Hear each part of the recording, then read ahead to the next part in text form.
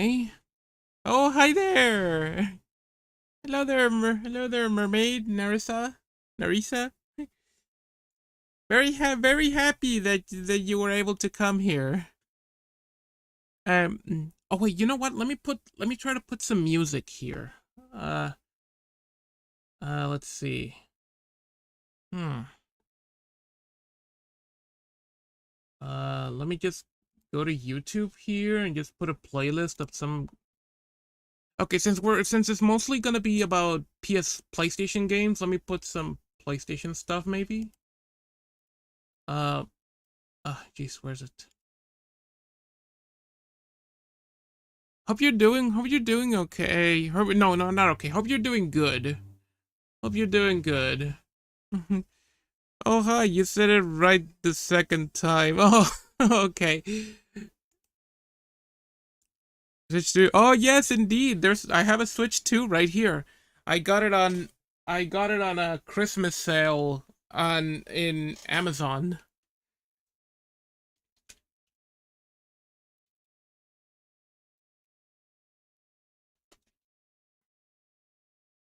Okay. Ooh, okay. Okay, I know what I'm gonna put. Relaxing retro video game music for studying PlayStation 1. Let's do that. Oh, there we go. Yeah, I got it for a good price, the Switch 2. I got it for 450, you know, the price of the base console without Mario Kart World. However, I was able to get the Mario Kart World bundle for that same price on a Christmas sale. So I basically got Mario Kart World for free. And the money that I could have spent, the $50 that I saved, I used it to get myself a 3-year warranty for the Switch 2. Alright, let's go. Okay, so we're gonna start with my PS1 games. So let me, okay, here it is. First, let's start with my imports. Oh, hi there! Hello there! What up? Oh, I'm so happy that many people are here right now. Oh, okay. Okay, here it is. I'm gonna start with my import games, and by import games I mean just 2, at least on PlayStation. So here's the Japanese version of Dino Crisis. I got it on a website called Whatnot. I got it on eBay. I got it for a pretty good price, and I'm glad because the North American version of the game is really expensive. So it's Resident Evil with dinosaurs, and it's a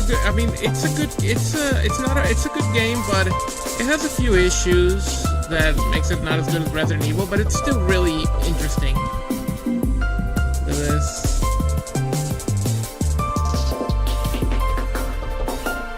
Also, let me know if the music is too loud or the microphone on my end is too loud or too quiet. Okay, it's just this. Okay. Oh, here's the main character here. Ooh, I like the main character in this game. She's very sassy. Dr. Kirk.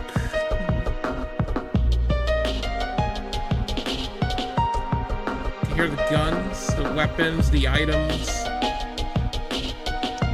Oh, here's some promotional material. Here's preview promotions for what's it called? I think this is the Japanese name of Project Justice, I think. You know, for rival schools. And here's the Misadventures of Trombone. And here's Resident Evil 3 or Biohazard 3. Last Escape. There's some more promotional stuff here.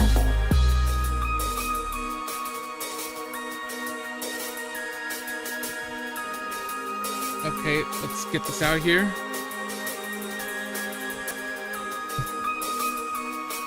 Okay, here's the next one. It's Dragon Quest VII. This is the yeah, the Japanese version. Yeah, for a second I thought it was the European version, but no, it's the Japanese version. Even though this one is thicker. Yeah, there were some games. Oh, jeez. All right, let me reduce the volume. There we go. It should be fixed now.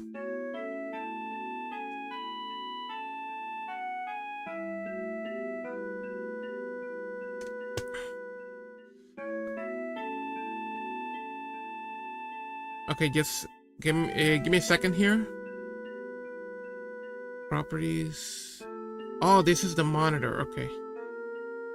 And what of this?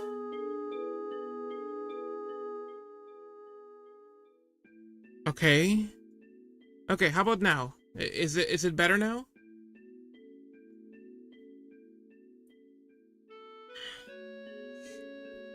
Okay, yeah, the Misadventure Trombone. Oh yes, that game is so much fun. I love that game. I love that game. I remember playing it on my PSP, and it was super fun. I loved it so much. It's such a fun and cute game. I love it. And Tronbon is so lovable in that game. I mean, yeah, she can be a bit strict with the serve bots, but you can see the care. She's quite motherly. I love it. Man, I just hope, man, I hope that Capcom makes a legacy collection of Mega Man Legends, of the Mega Man Legends trilogy. I hope that happens. Also, I need to get that legacy collection of Star Force. But anyway, here's the music is quiet now. Okay, okay, how about now? It should be okay now. Oh yeah, and since we're listening to Eric's theme right now in this compilation, yeah, that reminds me, I need to continue with my streams of Final Fantasy VII. I think I stopped when we just got to the right in front of Shinra headquarters. So we're at the point where we're very close to getting out of Midgard. Okay, so here is Dragon Quest. And because this was at the time. Oh, okay, yeah, awesome. Thank you for letting me know. This was during the time when the series in North America was called Dragon Warrior. I don't remember the reason why it was called like that. I think there were some issues with the name Dragon Quest, and they couldn't call it in North America that.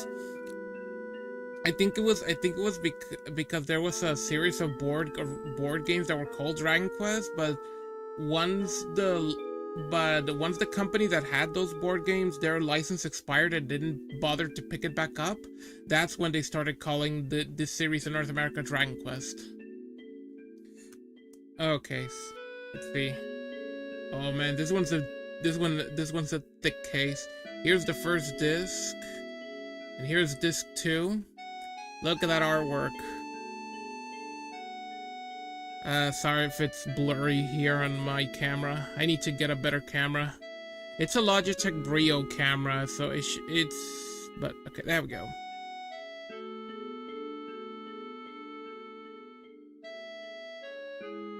But okay. And here's the back. I think I already showed the back. This is a very thick manual here. Oh my god, back in the day, these manuals, they were gorgeous. They were so good. They were so much fun. They were so much fun to look at. Like, even if you didn't, even if, like who did that? Like they were having a lot of just as much fun as looking at the manuals as when playing the game. Man, the manuals back then, they were so much fun to look at.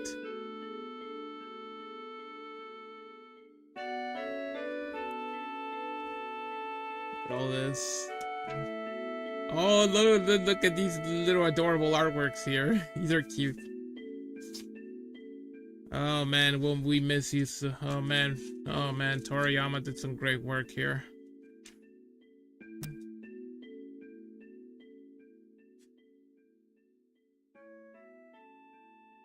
Oh, look, a turtle. Oh, look, he's cosplaying as a Koopa.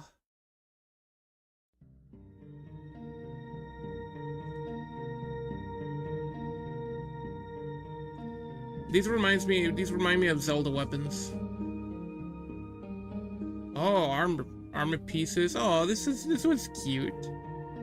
And oh my god, look at it. Look at this. Look at these. You know what they're for. Look at this. You know what they're for.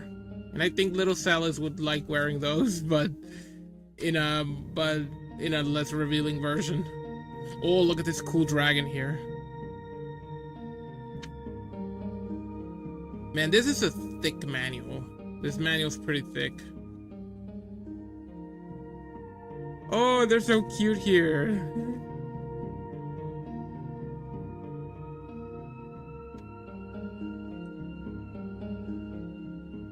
Look at them. They're chibi looking guys. Oh look, he's running from these enemies. Here's some promotional stuff. Look, Dragon Quest 7. I'm guessing these are some sweepstakes. Ooh, cute little figures here that you could get from like probably gachapon machines. Like maybe some subscription newsletter. Oh my god, look at all this text. Okay, let's put this back here. Oh yeah, and also yeah, this the cover is not the same. It's not the manual like in how it is in North America. That's something that kind of sucked a little bit with North American PS1 games, where the cover was also the manual. Okay, here's one. Okay, here's one that some of you might not recognize from Konami. Azure Dreams. This is still the copy that I used to have, that I had when I was a kid. This is the same copy I had back then, and this game was in. Yeah, this is a sticker from the place where I bought it. I bought it from a place called Arcadia Games. But I was, why did they do that? Why would you put stickers on the cover? Like, I don't know what they were thinking with this. Like, they put the sticker on the cover. It's on the back cover. Like, so what they did was they took the back cover from the box, from the case, and put the sticker on it instead of putting the sticker on the case. Like, I don't know what they were thinking when they did that. And because of that, they ruined it. But oh well. Okay, well here it is, Azure Dreams. Okay, here's the game. Don't worry, that's not the disc in a crappy condition. That's how it's supposed to look like. Look, it's supposed to look like a bit worn out, but that's the design. That's how it's supposed to look. Oh, and that's another here thing of the place where I bought it from.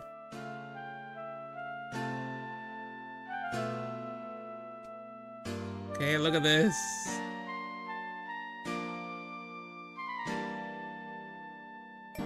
Come on, focus. Yeah, it's supposed to be all these girls like all ganging up on the male lead. Yeah, because this game has dating sim elements.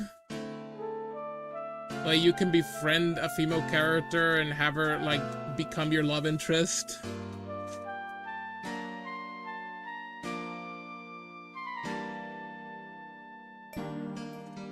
Oh, hey.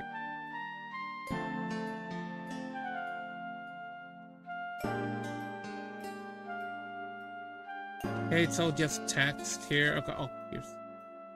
Oh, no, there's chocobos, or they look like chocobos.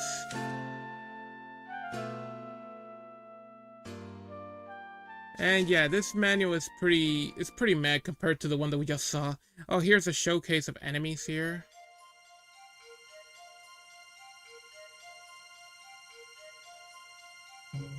You can hear here are the characters for the cast here. Or should I say the female characters that you can date. And here are other characters here. Oh, basically, oh, by the way, in this game, this character here, this guy here, he's like your rival. He's like your rival. And one of the females here, this one here, is one of the characters that you can date, and he's the younger sister of that rival character. So basically you can befriend and have that character become your significant other, and you're gonna basically you're gonna rub it in your rival and say, hey, we might become brothers. Dating sims are cool. I have 2 on Steam. Oh, okay, good for you. Yeah, they can be fun. Oh, and here, this one I got it. This one I got it in a flea market, but it's not in its original case. Bushido Blade 2 from Squaresoft. This is these are printed. These were printed, but because it's just they only had the disc, so they printed the covers and the back covers and all that. But whatever, it's fine, it's okay. But here's the disc. This was when, you know, when Square would release all their games on PS1 in this very same style, which is a very nice style. I like this. I like it. And also, I used to think that this Japanese text had said thief. It's Bushido Blade 2. Here it is. And I had the original Bushido Blade, but only the disc, which I'm gonna show to you guys later on. This is a disc container, and it's filled with PS1 games that I don't have on cases. But we'll get to that later. Okay, here's Crash Bandicoot 3.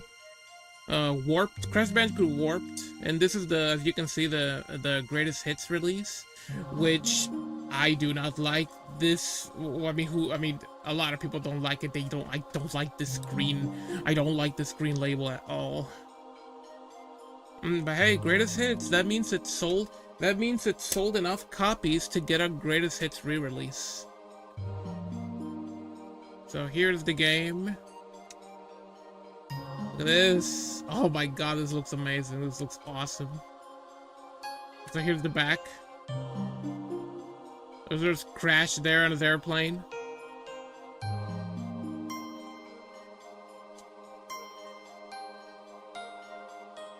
Okay, here's the manual.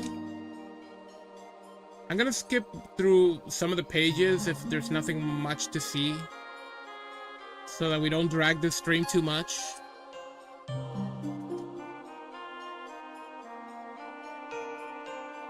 Oh my god, Uka Uka looks very scary here. Oh, and by the way, Uka, by the way, in these older Crash games, Uka Uka and Neo Cortex, they are voiced by Clancy Brown, aka Mr. Krabs in SpongeBob. Ooh, look at these. They were, don't just play it, wear it. Look at these. Look at these Crash Bandicoot shirts.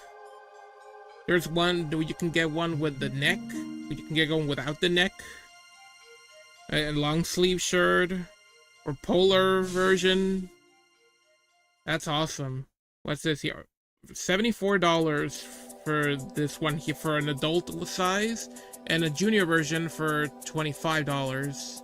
And this one here is $25 for junior and $30 for an adult one. And this one here, the pullover, this one is $74. Yeah, that's how it worked back then, where you would send money through the mail, through physical mail to some companies, and they would send you back via mail the product that you wanted to get. Do you guys ever did that back in the day? Or did you guys ever did that, like sending money on the mail and then you get something back again via the mail? I don't think I ever did that. Especially when, you know, in some games that they had this little postcard that you need to fill up and then send it to them. Okay, here's Chrono Cross. The sequel to Chrono Trigger.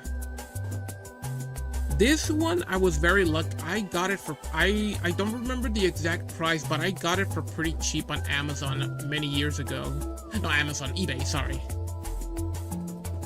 Here's disc 1, here's the manual. And before we look at the manual, here's disc 2 and with the back.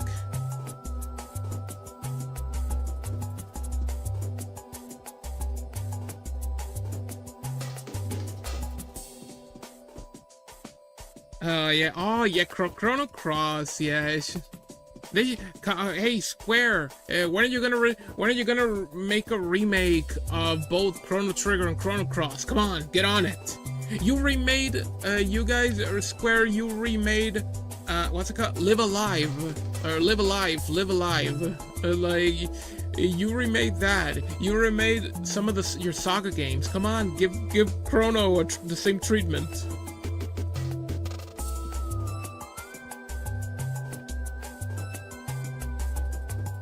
And give some of the money to Toriyama's family, you know, because Toriyama was involved with those games. Because of the same art style. Oh, this was the postcards that I talked just now about. That they would come here stapled on the manual, which it sucks because when you remove it, you could potentially damage the manual. Okay, just putting your address there. What country? Which Square Enix games do you own? Oh, and you put there, let's see, Tobo number 1. Oh, so that's another one that has the Toriyama art style. Air Guys, Einhinder, Saga Frontier, Parasite Eve. Oh, Parasite Eve. I would love to get a copy of Parasite Eve, but my god, they are so expensive.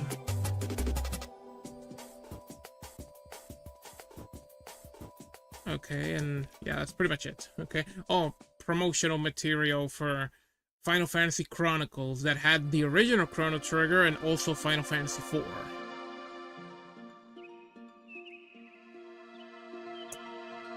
Alright. Dragon Ball Z Ultimate Battle 22. Yeah, Air Guys is so weird. Air Guys is such a strange game. Like, a fighting game, and actually at the time, the only reason why it was known, and by known I mean not much, but the very little thing that people knew about it for was because of the Final Fantasy VII characters that they added. Otherwise, people couldn't have cared less for that game, because it was at the time when FF7 was huge, it was enormous. And also, what about Einhinder? Which was like I think it was a shoot 'em up. It was a side ship shooter. Oh, and by the way, this game, it was released originally, I think in 97 or 96 in Japan, but it came out in North America in, get this, 2003. So many years later, and by that time the PS2 was already out. Like here, you can even see it here. Now available, the original the first Budokai.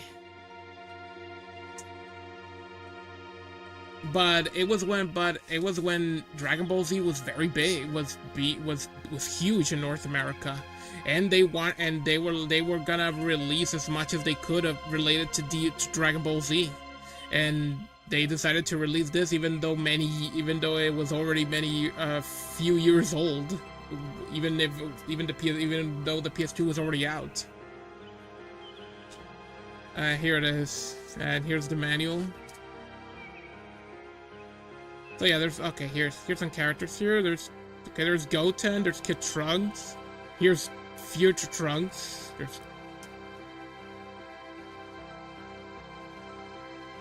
they're showing you some of the special moves that they have. Oh yes, Trunks' theme is, oh, here's Mr. Satan. Yeah, Mr. Satan is awesome, he's great. Yeah, he's a fraud, but he's a bit of a fraud, but I still like him. He's one of those likable con artists.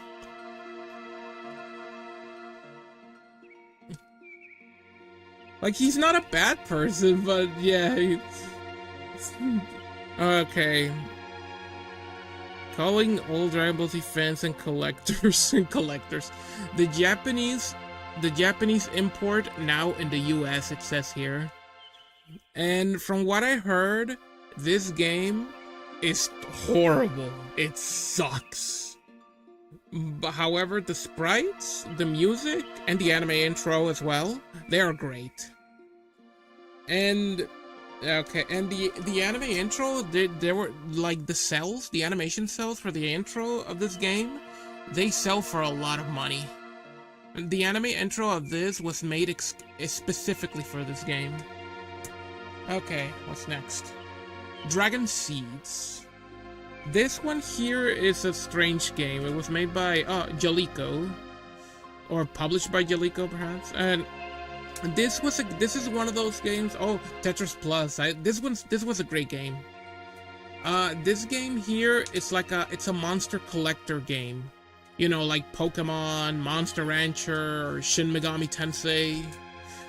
You know, it was one of those games where you collect monsters, but this was more like Monster Rancher, where you can get more monsters by inserting a CD onto your PlayStation, where you will go to this part of the game where it lets you open up the game, where it lets you open up the disc tray and insert a random CD, and you can get either maybe like sometimes you could get another monster, or maybe get some stat boots for a monster. It's interesting, but it looks fun. Okay, here's another one, Eternal Eyes. The game is called Eternal Eyes, and the people who published this in North America, okay, Eternal Eyes. Let's put literal eyes here on the cover. They're looking at you for all eternity, thus Eternal Eyes. Like, it has this like medieval fantasy thing, but when you actually play it, it has an anime aesthetic. Look at that cute girl just laughing.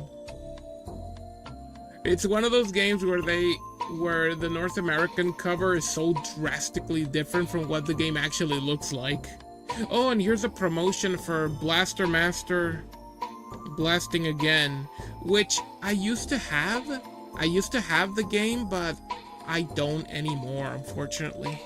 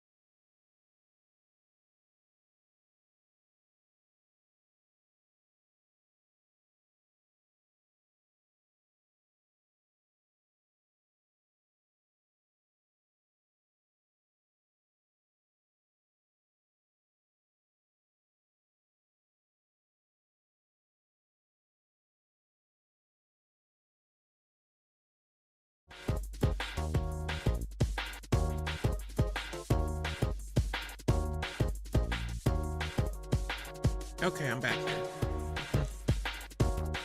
Okay, so yeah, we were talking about Eternal Eyes here. Okay.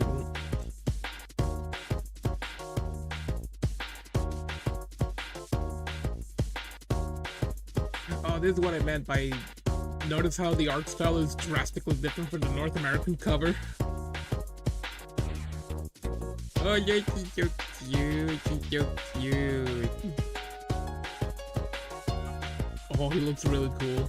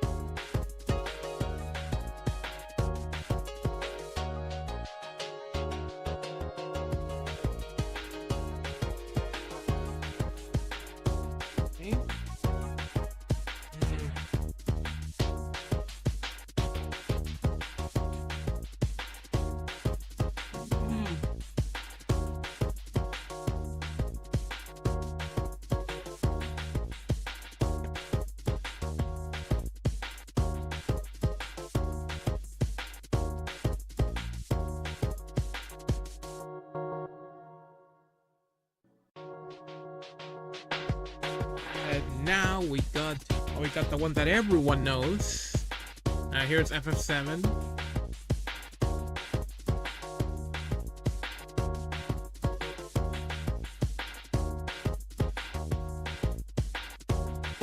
And also from what I heard, there's like a misspelling here.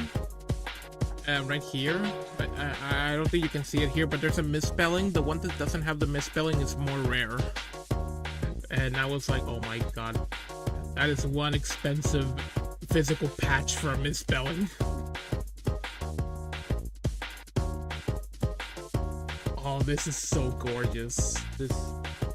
Like, the manual is part of the complete image of this. That's great. That is awesome. I love it.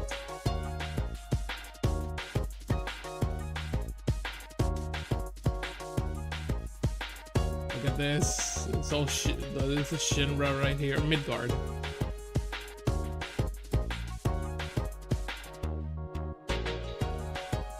I remember having lots of fun looking at the manual. Man, they cared. They actually cared back then. Hey, killed the rabbit.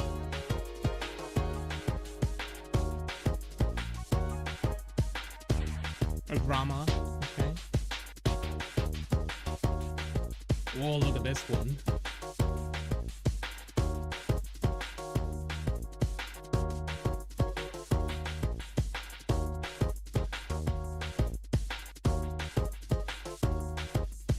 Oh, this one looks really cool.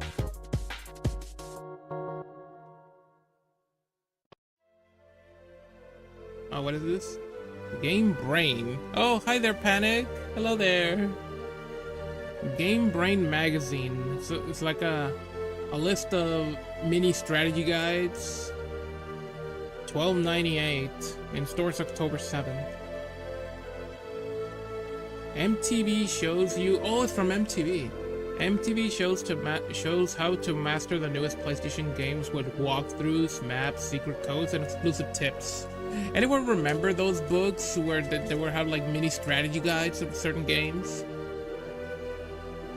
Oh, here's like a little strategy guide here to get you through the first portions of the game.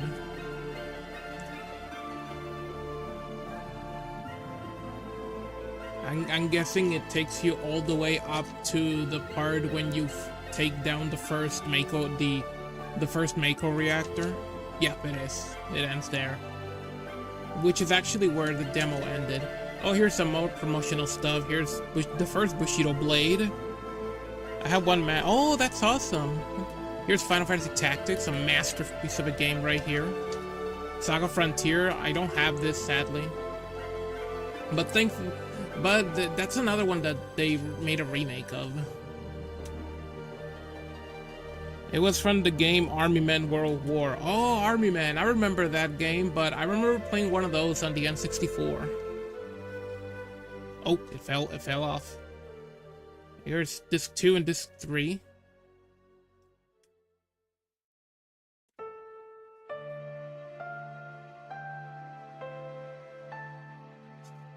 Here's 8.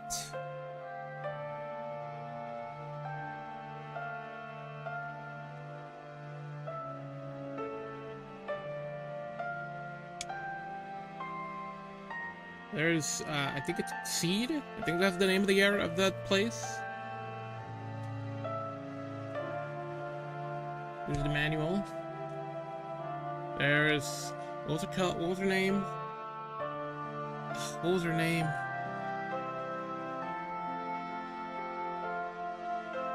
Idea? I think it was called Idea? There are a lot of PS1 games that had, but just a few had the manual. Oh, I see. Yeah, they would lose the lots of people would lose the manual. Like, yeah, this is when they were looking more realistic, you know, the character models instead of being blocky like in FF7. This one, once I get to this game, when I finish FF7, I do wanna do a little bit of research on it, because its system, the junction system, it can be it can mess you up if you don't know what you're doing with it.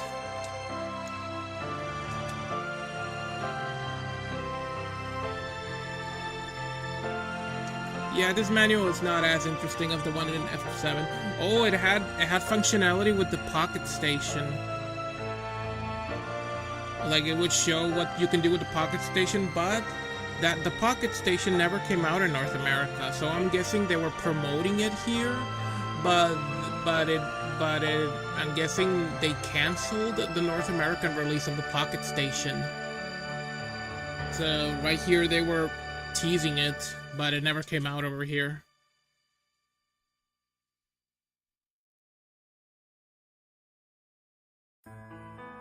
And here's disc 2. Here's disc 3, and oh, here's that little postcard here that you can finish.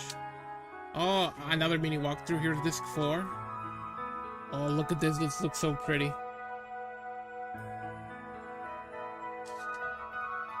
Oh, look, offering you merchandise here, these action figures. I would have loved to had Irvine. Irvine was great.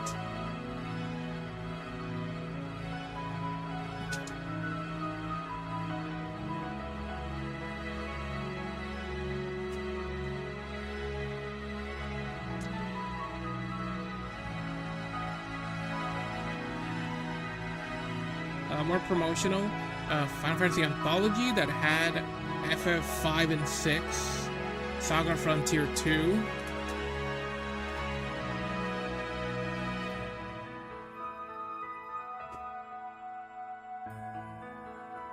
Yeah, there's a handful of FF stuff here. Okay, here is FF9.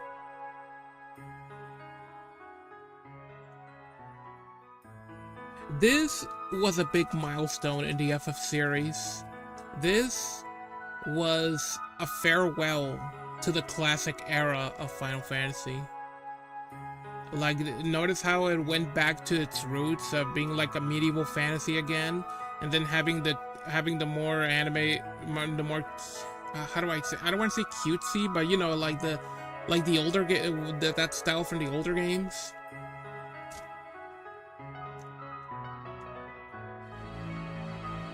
And also, FF9, 10, and 11, they were announced at the same time. That this was meant to be like a swan song or a conclusion to the classic era of Final Fantasy. And FF10 was going to be the beginning of the new era of FF, which was the era that we're living right now of that series. And FF11 was a new introduction by becoming an MMO.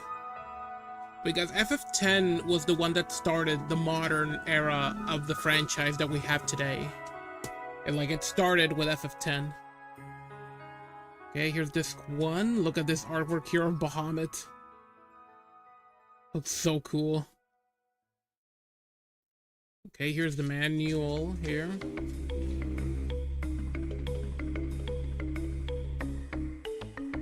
Now here are the characters here.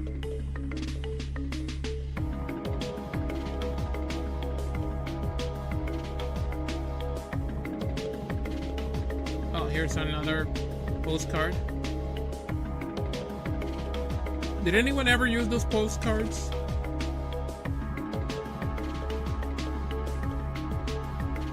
Oh, the Killer Choco. Oh, here's the artwork here. Here's disc 2. Disc 3. And disc 4 with Alexander right here.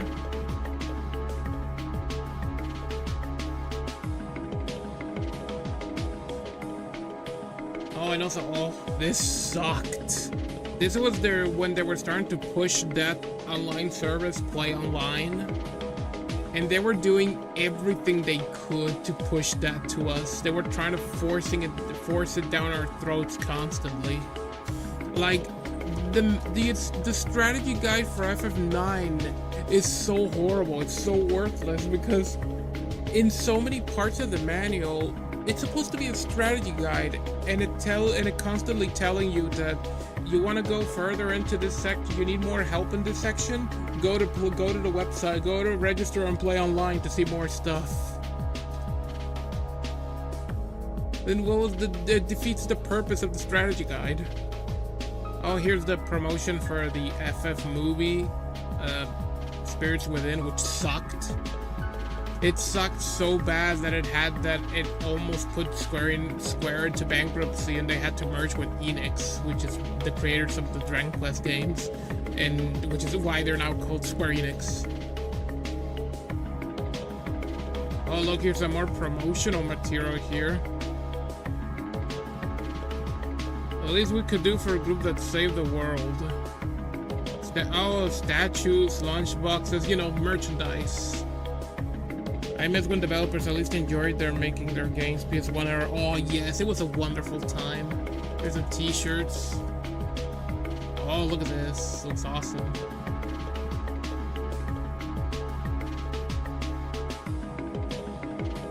Okay. Now there's still a little bit of FF here, but I wanted to show them after these that I showed.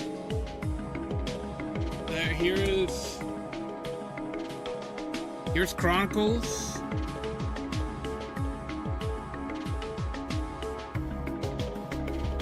Here's FF4. And okay, here's the manual. We'll see it later. Let me just. And here's this 2, which is Chrono Trigger.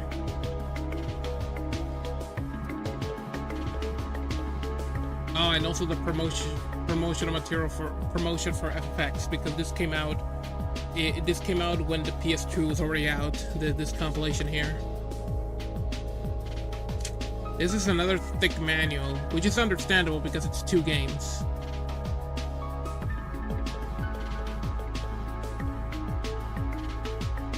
Oh, look at that.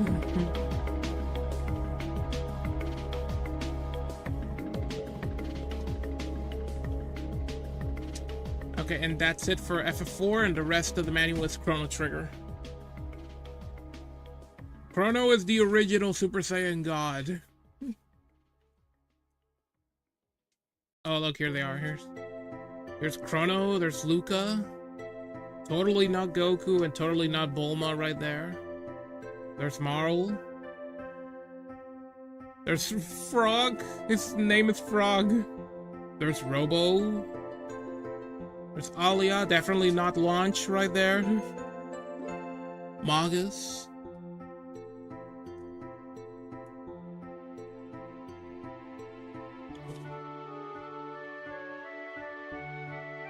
Oh my god, this looks so pretty.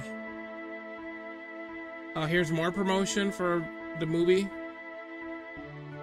The strategy guide. I have the strategy guide, by the way.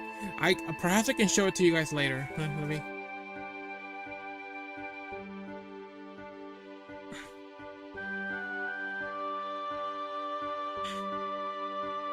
Okay, look.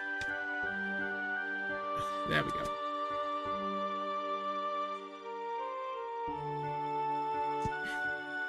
Okay, here's FF Anthology.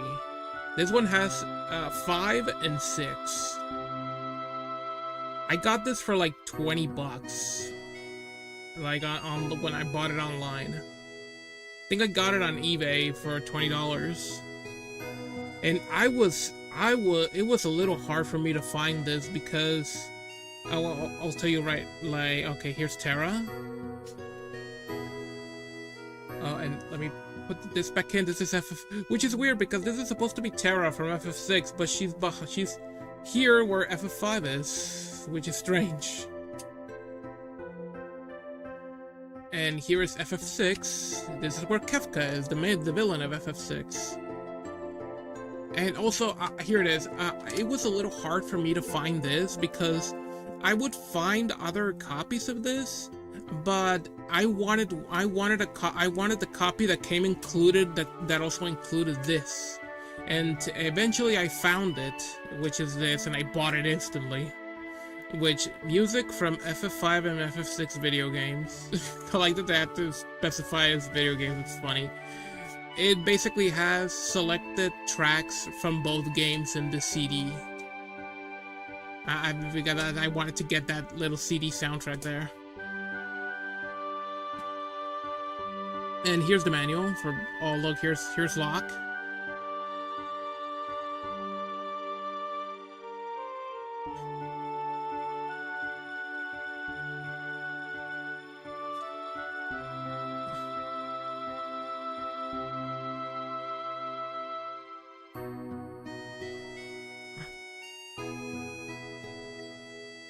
Oh, this looks so pretty. Okay, and here's FF6.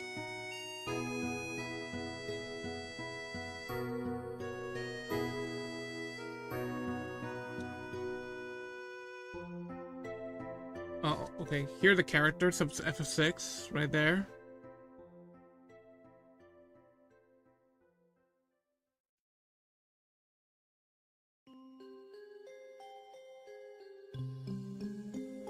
Oh, this is pretty. Look at her.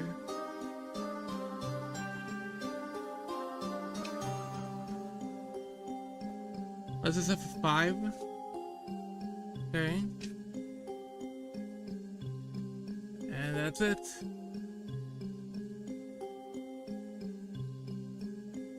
And finally, here is Final Fantasy Origins. This has the first 2 games. And fun fact, this was the very last game that Square released for the PS1. This was the very last one. And it came out in 2003. The same year that Dragon Ball Z Ultimate Battle 22. And as you can see here, it's in a single case here, not a dual case like the other ones. It's because both games were able to fit in one single disc. Here it is. Oh, there's Chaos, the main villain of the first game. And here is the Emperor, the main villain of the second game. And there are our heroes from the second game right there.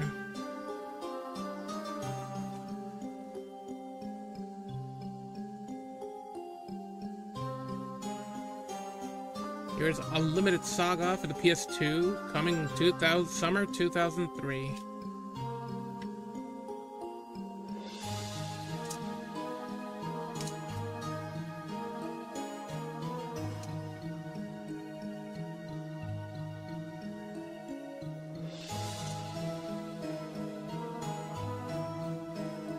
And now here's 2. The other pages were FF3. Yeah, there's Furion. Yeah, right there. Look at him. There he is. There's Furion. There's Maria. There is Guy. But here it's called Gus. And Leon. Yeah, that's it. And there we go. Oh, here's the manual. And here's promotion for Final Fantasy X-2, which this game here was the very last game that Square released as with the name Squaresoft. After this, they officially became Square Enix.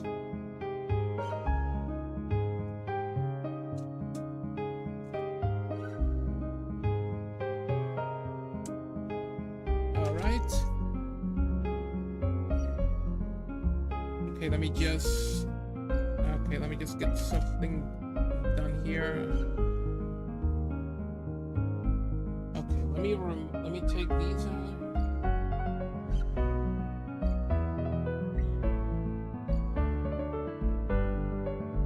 Okay, that's it for FF, at least for now.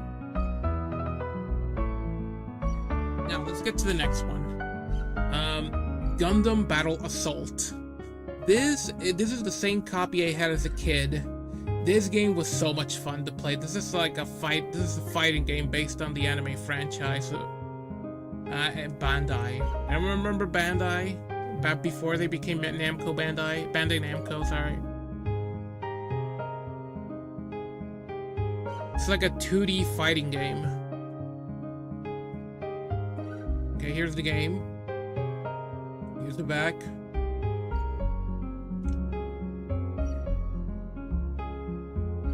So happy to have this still. This, okay.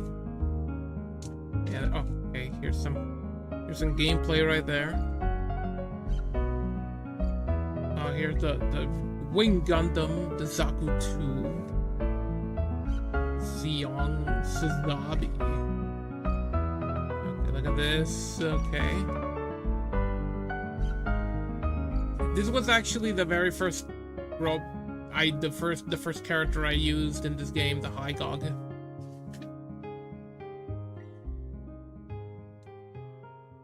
Oh wait. Okay, here it is. Oh, and here's what is this? Silent Bomber. Never heard of this game. There's a Countdown Vampires is the name of the game. Get in touch with your inner psychopath. I think AVGN made not too long ago made a review of that game of Countdown Vampires. I think it was that last year's Halloween or 2 years ago, I think.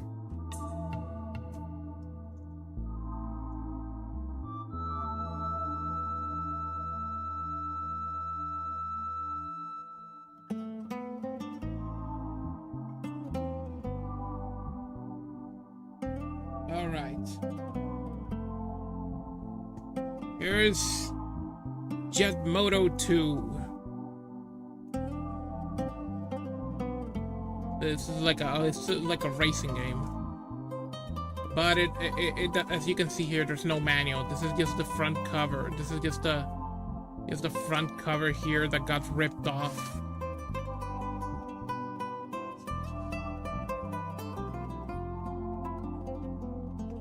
Hollywood Video. Anyone remember Hollywood Video?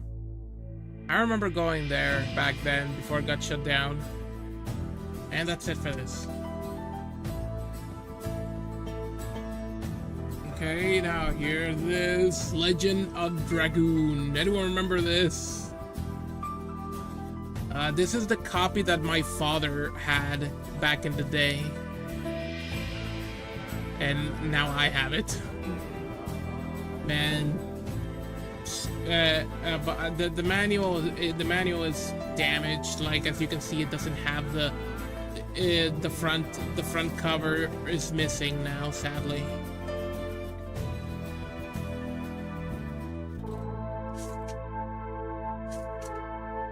Oh god, this is a scary image right here. Yeah, Legend of Dragoon was great. Man, Sony, you gotta bring this game back. You gotta bring it back. Oh, look at this map here. Oh, hi there. Hello, Hayden. Hayden Jones. What up? Happy to be here. Glad that you're here.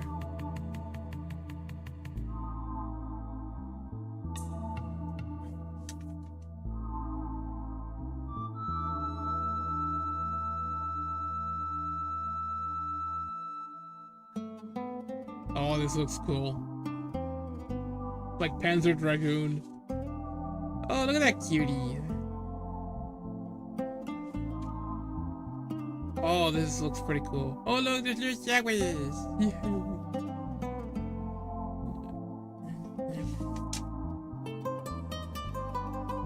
I remember as a kid, I used to have a figure of the main character of this game. This guy here.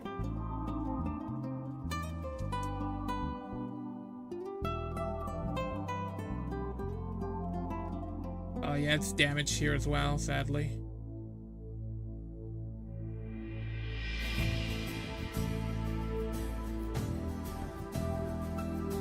Okay, here's disc 1. Disc 2.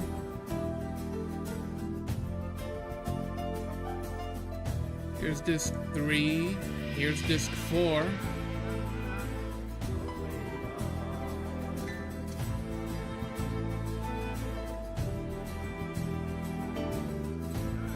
Let me just check. Here's something.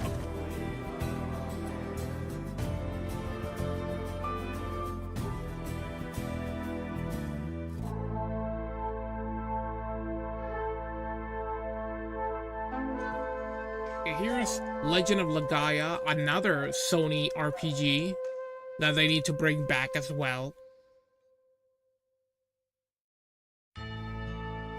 Oh my god, Blue Point would have done a great job with bringing these back. Rest in peace, Blue Point Games. Oh, here's something weird. This game is only 1 disc. But for whatever reason, they decided to release it in this dual case, even though it's just 1 disc. Like here, you can't even put a disc here. Nice cover, nice art though. And here's the disc. Here's the scary cover here.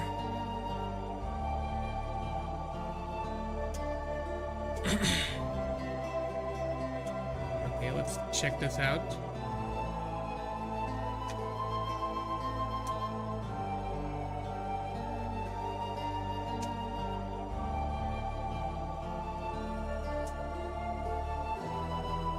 Oh, look at this.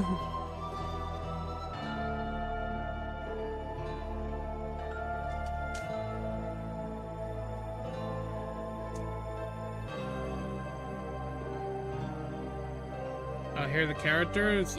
Vaughn, not to be confused with Vaughn from FF12. Noah, yeah, that's her name, her character name. NOA. Gala. May and Songi. Oh, May is so cute, look! Hey, look, it's Showers, but with green hair instead of black hair.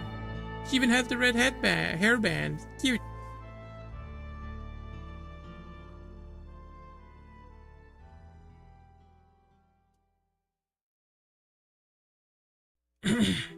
Oh, look at this.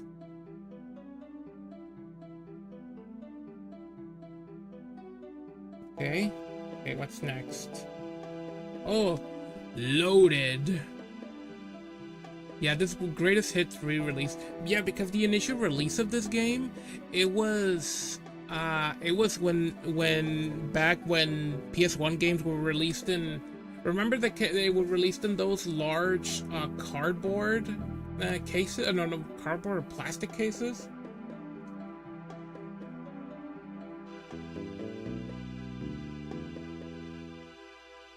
Back, give me a second.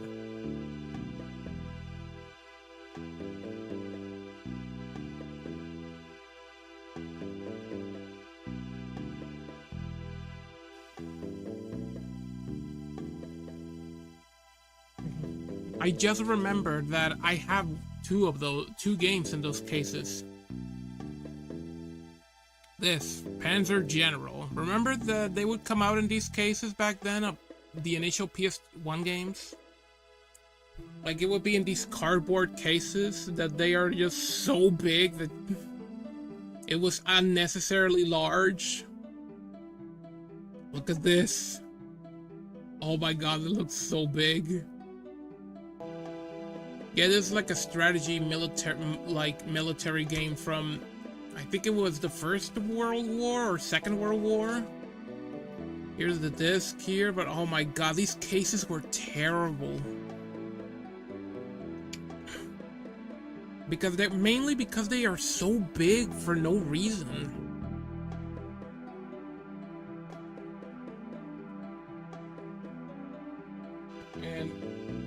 And also Doom, the PS1 version of Doom, I have it here as well. This is a great port of Doom. One of the best ports of Doom that I've ever played. It's so good.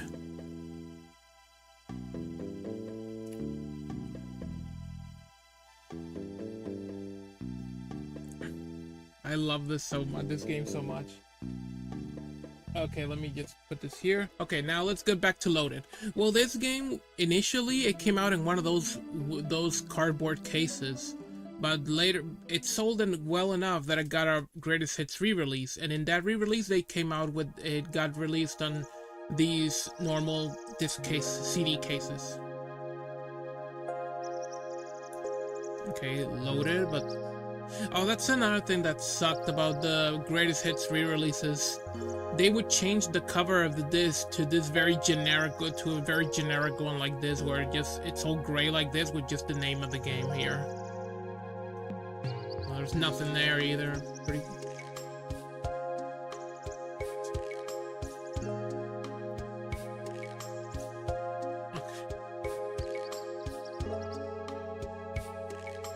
Yeah, nothing. Oh.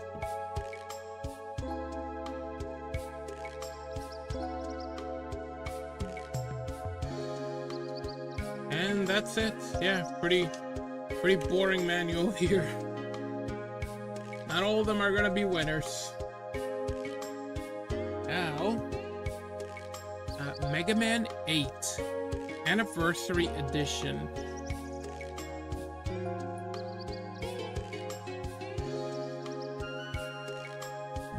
This was a celebration of the 10th anniversary of Mega Man, as you can see here.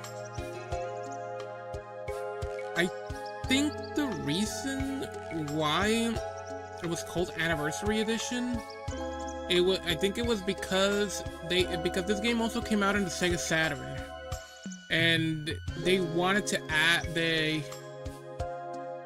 add something to the PS1 version that the Saturn version didn't have. And I think it was a showcase of the bosses from the previous games. I think you could see. I think it was in the. Maybe I think it was like a bonus feature in the game.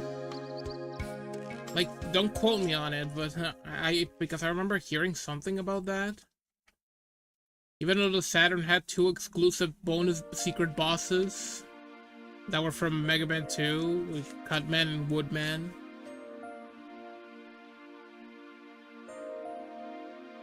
Hey, oh, little roll, so cute.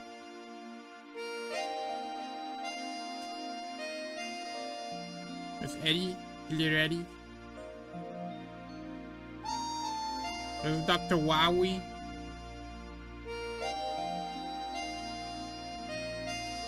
Oh, here's some merchandise. Yeah, not much to this manual either.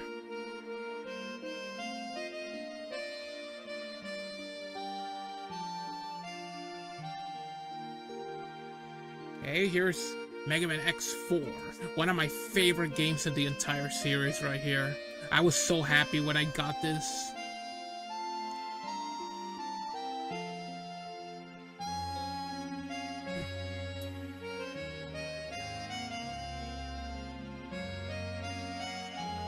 Oh, look at this disc here, and here it is. Here's some of the bosses there. Look at this, looks so cool.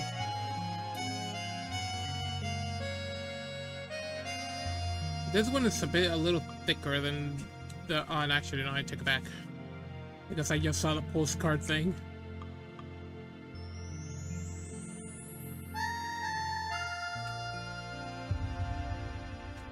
Yeah, not much here either.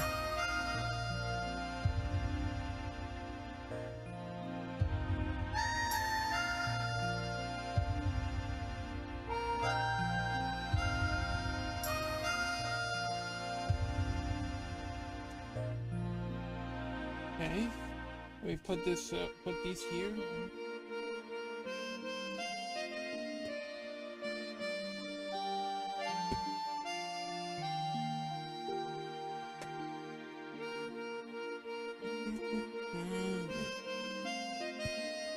Okay, here's the first Metal Gear Solid here, which has a terrible cover. It's just all white with just the Metal Gears.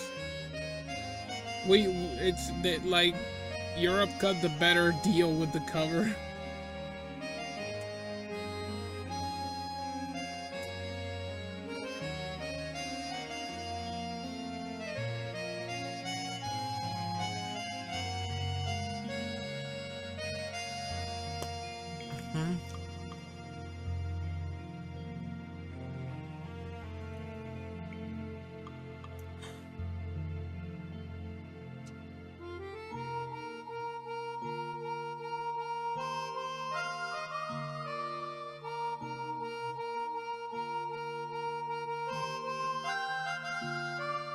Yeah, this looks so cool.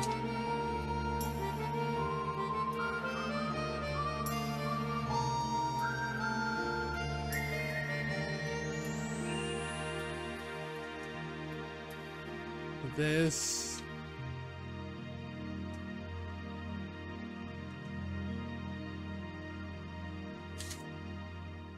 Yeah, this is a pretty cool manual. This is a really good one. Here are the characters.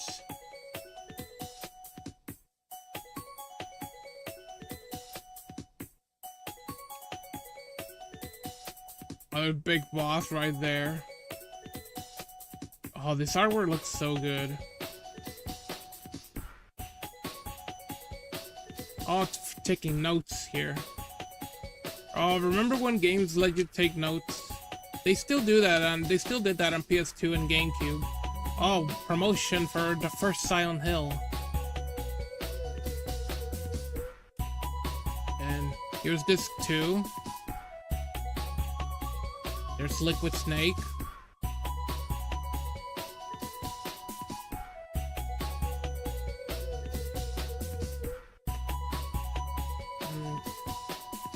Here's Need for Speed V-Rally.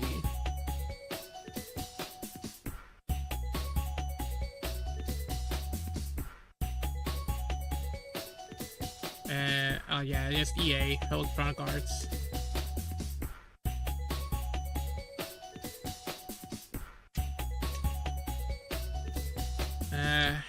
Yeah, pretty boring manual right there, sadly. Moto Racer.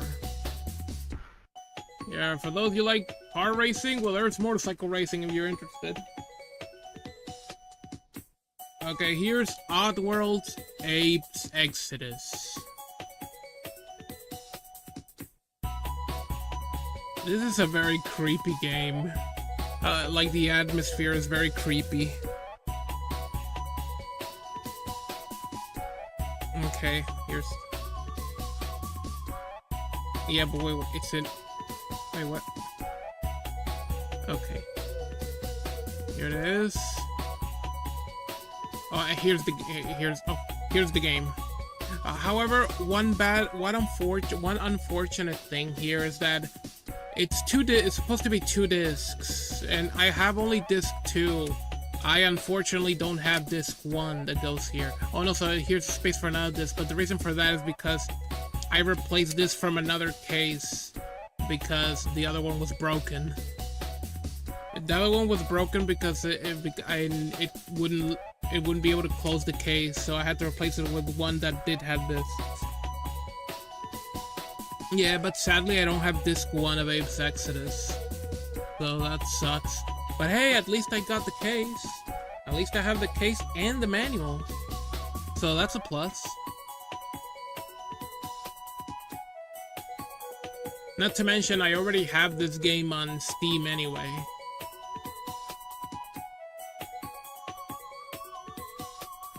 Oh, this is another one that's a great manual. It's so good. Look at how gorgeous it looks.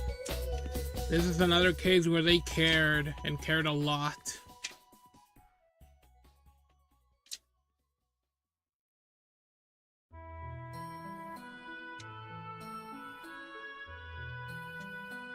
Oh god, this is messed up. They're like hanging upside down. Soulstorm Mining Corporation. Man, this manual is some of the best of any PlayStation game. My god, it's so good. It's so gorgeous. Every single page. It looks so pretty.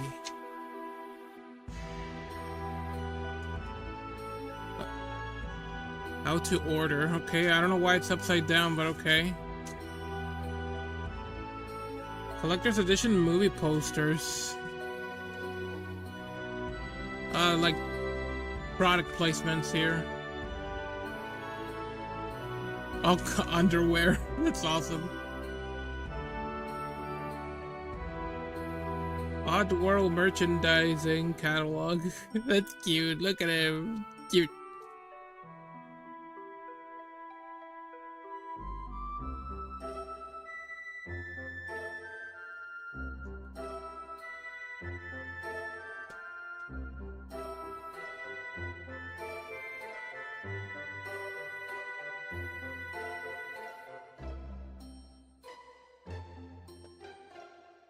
Okay. Here's Point Blank. This is a shooter. This is like a light gun game that uses the Namco Gun Con, which I have. I have the Gun Con. I'll show that off at another stream.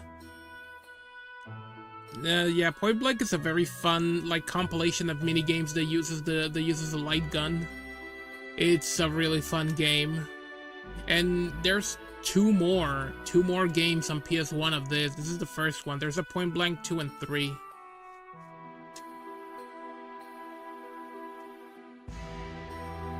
Yeah, sadly there's a bit of water damage here, unfortunately, which is why it looks like this.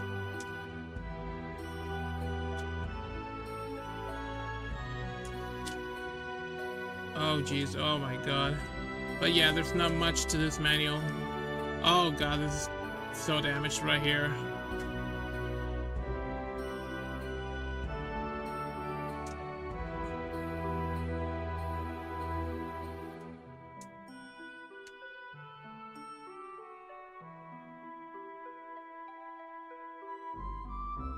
Okay. There we go, that's Point Blank.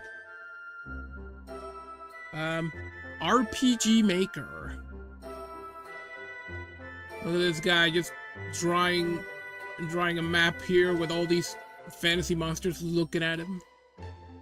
There's the dragon ruining his work because he's breathing fire on the map. Yeah, RPG Maker on PS1. And yeah, I don't have the manual for this. And here's the game. Look at him. Just enjoying. Oh, he's a dungeon master. Okay.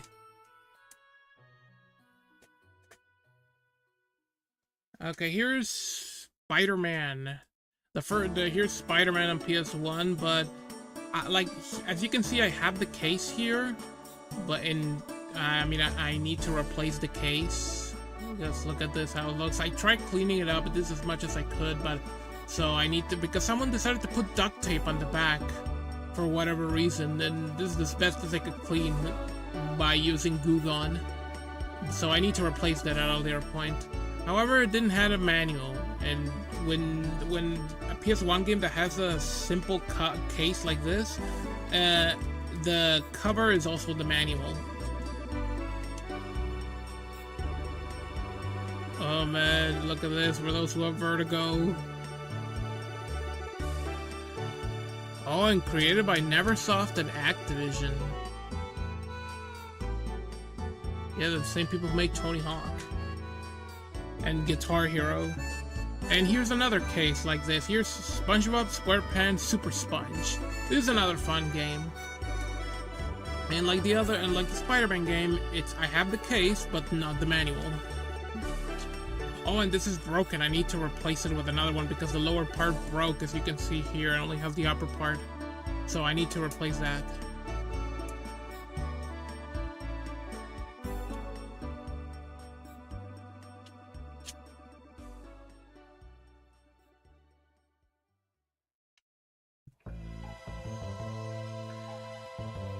Okay.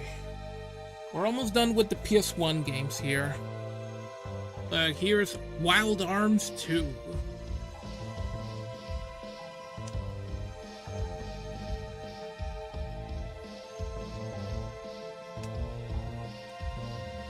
Here's this one.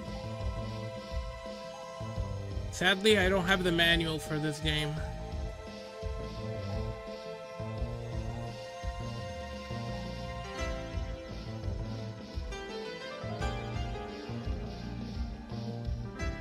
Yeah, this is another Sony series of RPGs. Man, Sony, you did a lot of great RPGs. Wild Arms, Legend of Magaya, Legend of Dragoon. My god.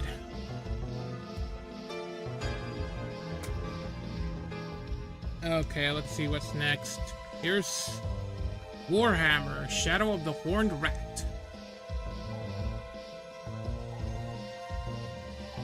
This is like one of those like strategy PC games that got ported to console. Based on the Warhammer Fantasy series.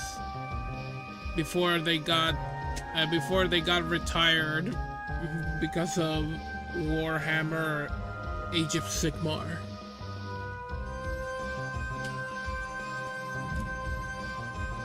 Okay, here's the original Tomb Raider.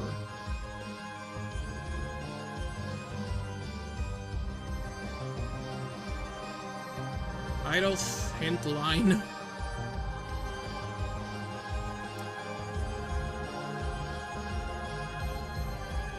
Hey, anyone excited for that upcoming remake of Tomb Raider?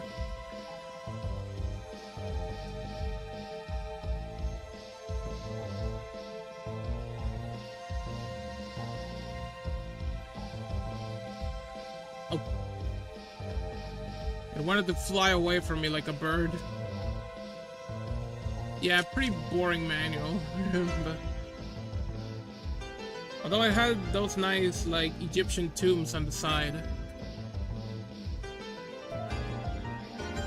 Tetris Plus. This is a fun game here. I remember really liking it back then. Ugh.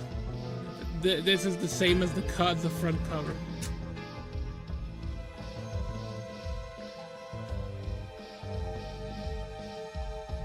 Let's see the manual. And okay. And that's it. Well, that's the smallest manual yet.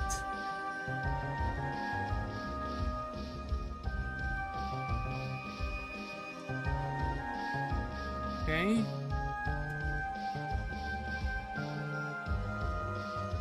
And here is Striker 1945. Which I don't have. I don't have this game because inside of it, it's a different game called Project Overkill by Konami.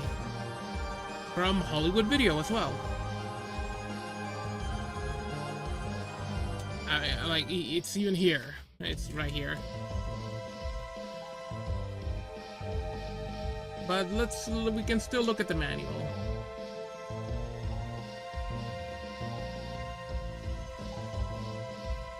Which is nothing to write home about. Okay, here's some planes.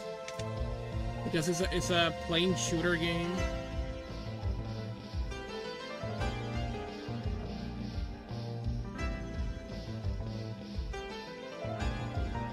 Project Overkill is like I think it's an action shooter game, but with like creepy or semi-horror elements.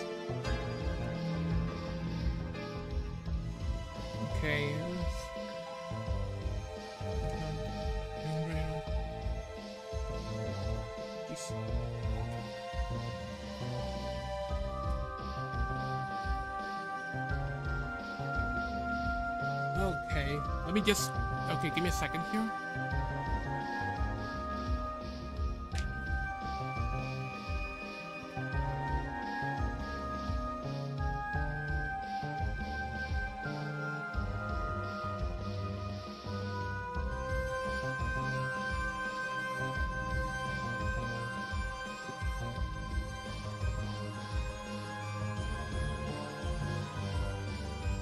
Okay, here are the manuals that I said I wanted to show off. Here, I got the strategy guide for FF Chronicles here. And then on the other side is Chrono Trigger.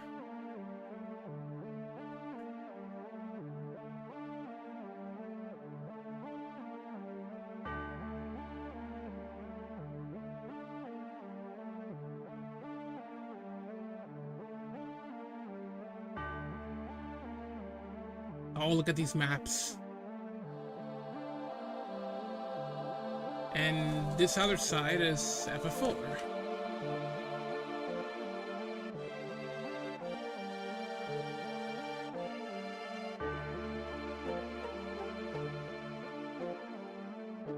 And oh, wait, let me just check. Oh, here are the maps and more promotion for FF10.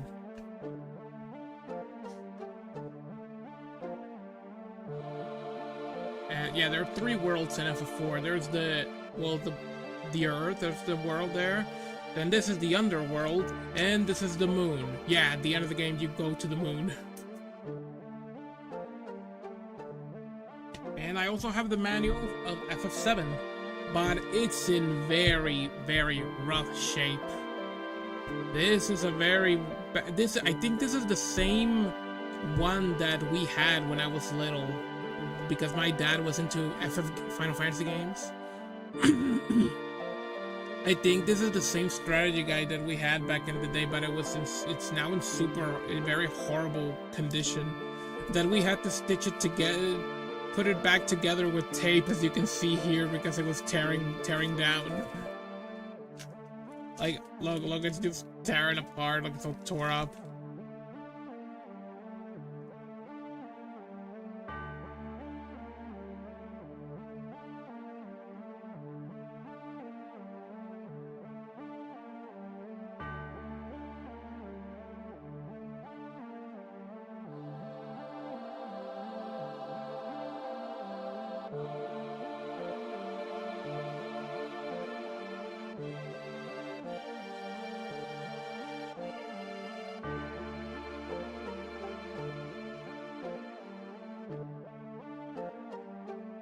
Oh, the bestiary right here. Here are all the enemies in the game there.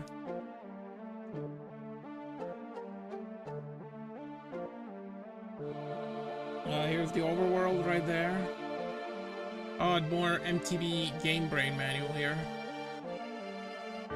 Being promoted in another manual.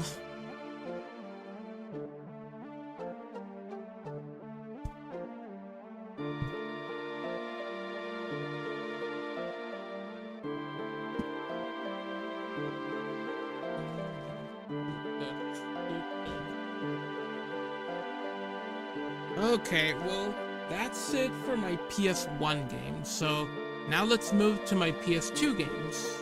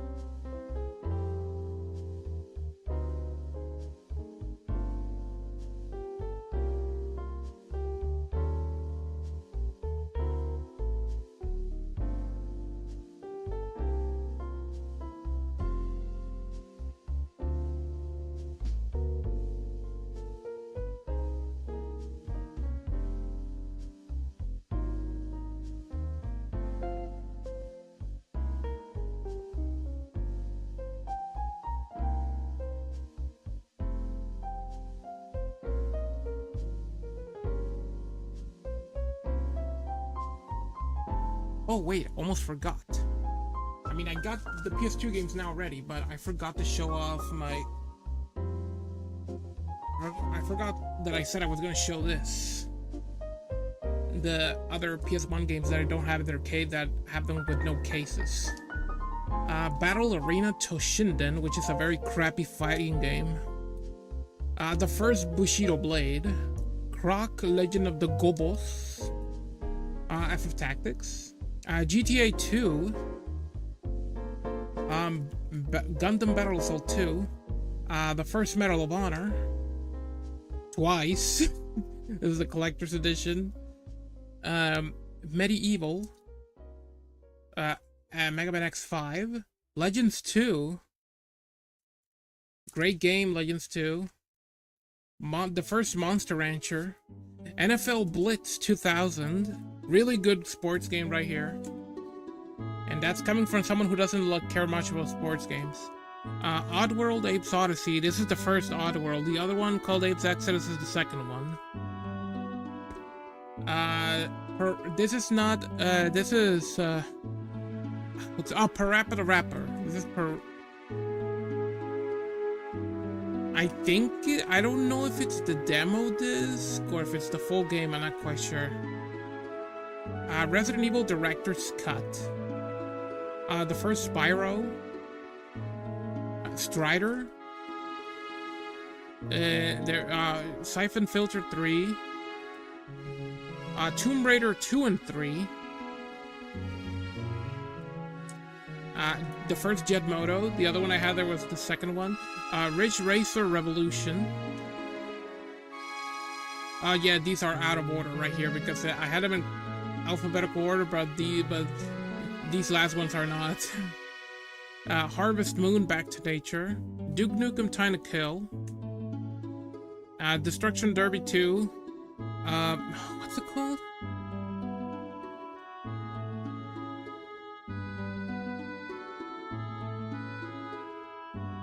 Doncho, or I don't know what it's called. Onacho or Donacho or something. I think it's a wrestling game. Oh, and these are not PS1 games. These are just like Infinite Under Discovery, the Disc 2 of a 360 game. And here are a couple Dreamcast games. Sega Sports NFL 2K1 and Sega Bass Fishing. Oh, and I have 2 demo discs here for the PS1.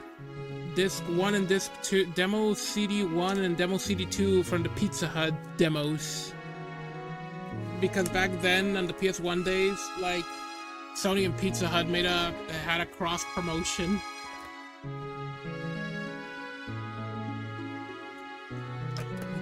Like, there was a time where in Pizza Hut where you could, if you ordered a large pizza, they would give you a PlayStation 1 demo disc.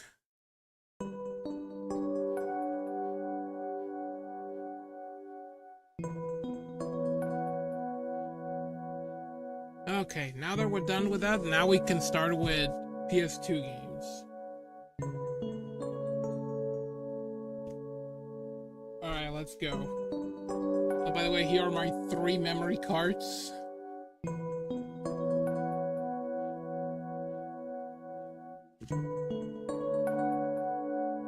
Okay, here we go. We got Airblade. This is like a skating game. Whoa. I don't remember having some money here. Okay. Here is Airblade, the game, and here's the manual.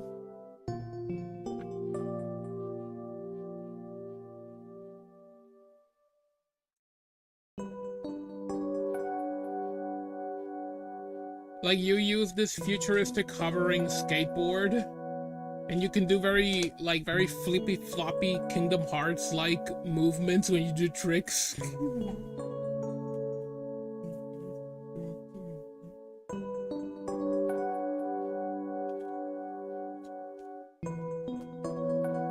Free money, yeah, indeed, free money. Yeah, I didn't realize I had money there. I don't remember why I put that there. Okay. it's basically like $1 equivalent there that I had there, but here's Ark the Lad, Twilight of the Spirits. Also, by the way, there's gonna be some PS2 games here that I have that I decided to print the covers. Like, I downloaded the covers from the internet and printed them because I only had the discs and are games that I wanted to keep for myself, so I wanted to print their covers. This is one of those games. Here's the game. Here's Ark the Lad, End of Darkness, which is a sequel. Again, it's a printed cover. There's gonna be a handful of games that have printed covers. There's Beatdown Fist of Vengeance. This is an urban fighting game by Capcom.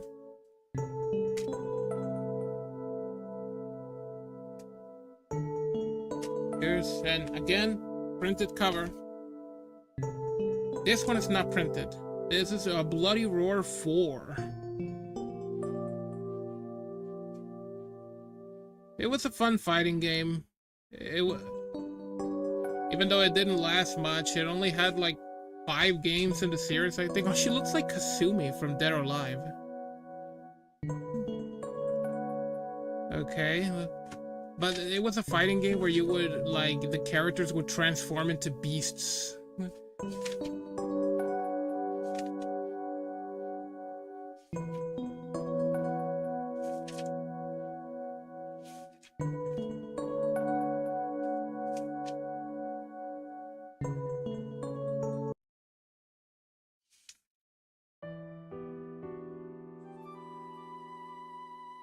Oh, and here's some notes.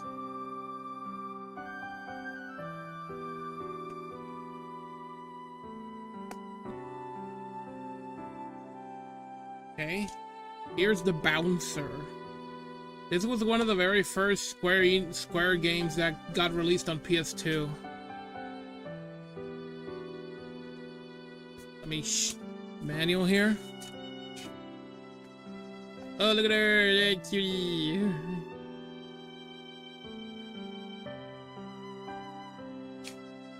Oh, and here you could use the multi-tap accessory to play with up to 4 players.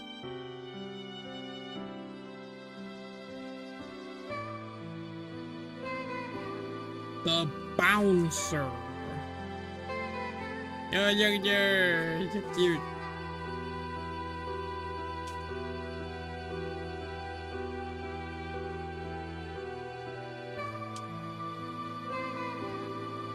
Oh, more promote again. Final Fantasy, the movie. They promoted it so hard.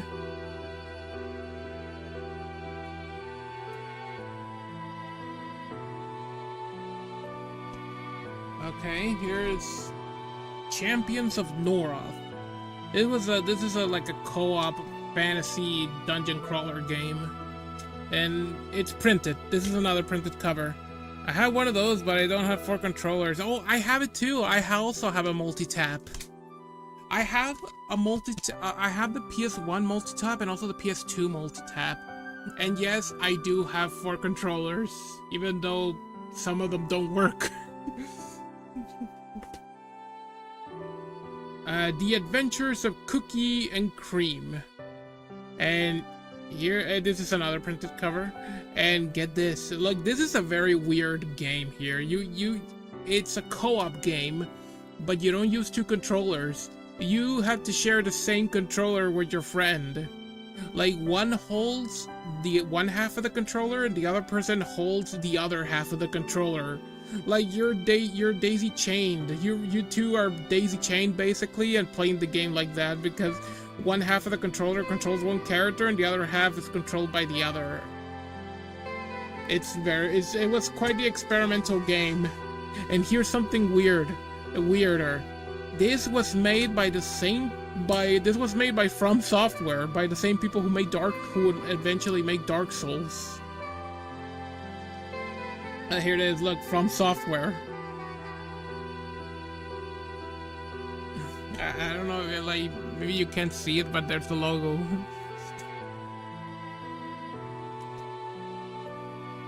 Okay, here's Crash Bandicoot to Insanity. This game is underrated. This is a good game. This is a really good game. It's really weird, but very fun. Don't forget, free gaming magazine subscription from Ziff Davis Media included. A promotion for A Hero's Tale.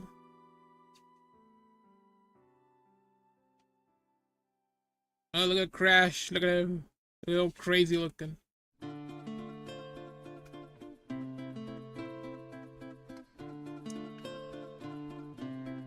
Yeah, not much going on in this manual. But yeah, it's a fun game. Also, I love the soundtrack. I like the a cappella soundtrack. Oh, since we're on PS2 territory, let me put another playlist of music for now, this time for the PS2 era.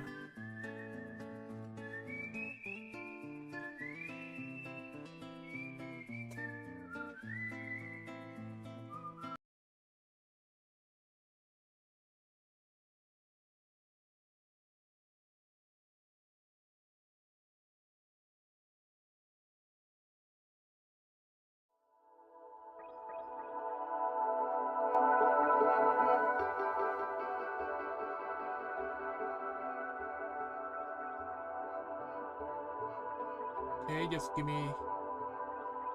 Let me check something here.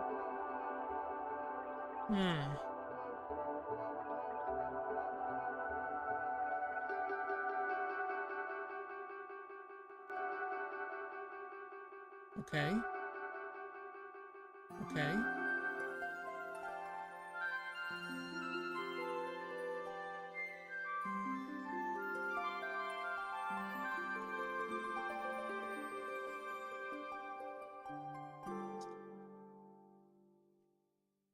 Okay, where were we?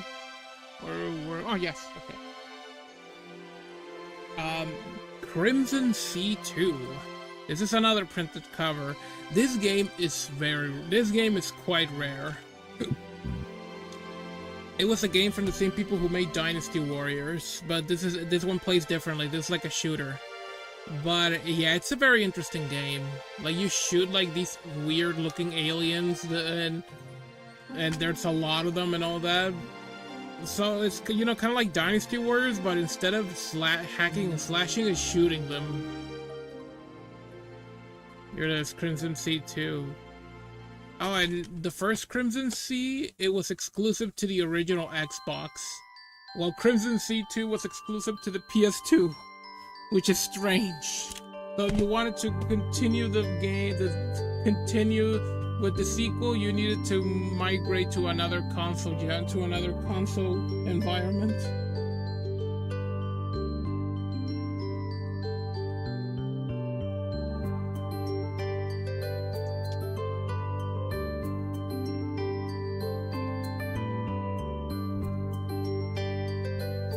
Devil May Cry 2. I don't have the first or third Devil May Cry. I need to get those.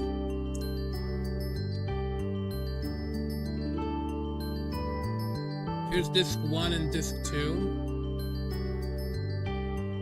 Here's the manual.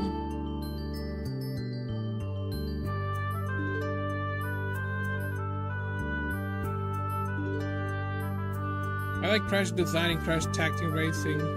Yeah, I know. Oh, yeah, yeah, I kind of like him too. He's pretty funny looking. Dirge of Cerberus, Final Fantasy VII. Caution, handle with care, I'm hot. Yeah, you're hot. Apparently hot garbage, because a lot of people didn't like this game. That, like, yeah, it's not a great game, I'll tell you that, but it's not as bad as people say it is. It's not. It's a fine game, and you can find some enjoyment out of it if you're willing to tolerate certain things. But I don't think it's as bad as people say it is. At least when it comes to gameplay. Story-wise, yeah. If you're a Final Fantasy fan, yeah, I can see complaining of how bad it is. It's funny that I'm the reverse for DMC, since I have DMC and DMC3 on PS2, but I'm not Not DMC. That's odd. That's funny. Well, I have the second one, but I don't have 1 and 3. Oh, we'll get our respective copies soon enough.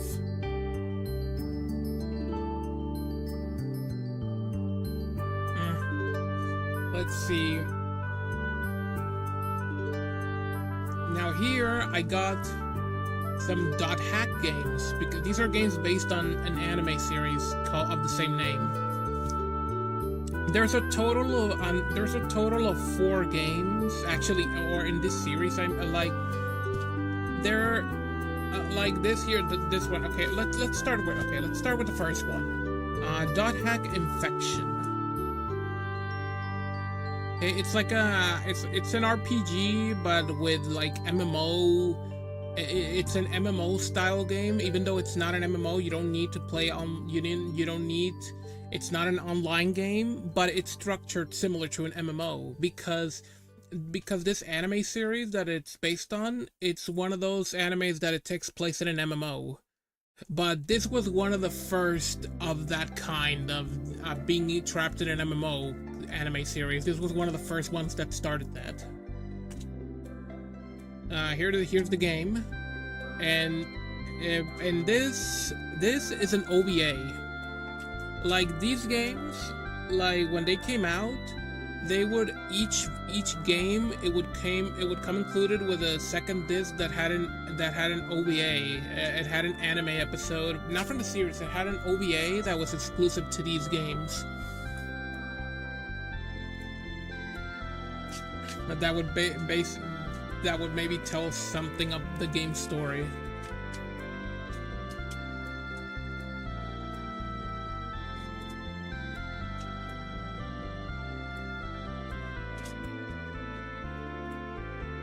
Here it is. As you can see here, those are screenshots from the OVA. Luminality. Oh, and here's some promotion for the anime series on DVD.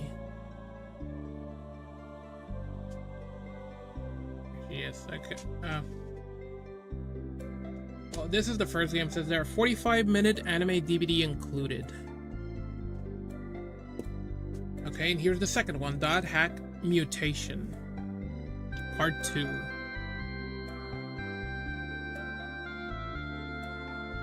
Part 1 and Part 2, $5 off coupon. That's awesome. Here's the second game, and here's the second OVA. The second it's an OVA that consisted of 4 episodes, and each one came out on each of these games.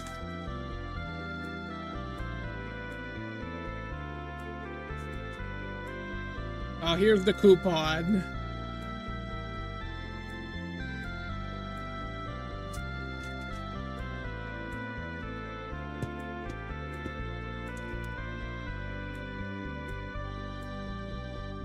Okay, and here's the third one, .hack Outbreak. This one, however, okay, here it is. Yeah, here's the manual again. Yeah, because like here's the game, but when I bought this, it didn't have the third OVA. It has the game. This is the game, but it doesn't have the second disc that had the OVA. So. That sucks. And also it didn't have the manual, it had instead the manual for the second one. Basically, like, here, if you can see here behind, it's the covered second game here. Because when I got this, it was the cover, it had the cover of the second game and the manual of the second game, but it was the disc of the third game, but not the third OVA. So what I did is I had to print the cover of the third game. Yeah, I bought it in like a random swap meet, a flea market, and someone who was selling like random stuff. And I got this. And there is a fourth game. There is a fourth one, which is the final one of this quadrilogy, that was called .hack Quarantine. But that one is extremely rare. And that one had the final episode of the OVA series. And then after that, they made 3 more. they made another Dot Hack series of games on PS2 called Dot Hack GU, which that one had 3 games, and many years later, that trilogy got remastered on modern consoles.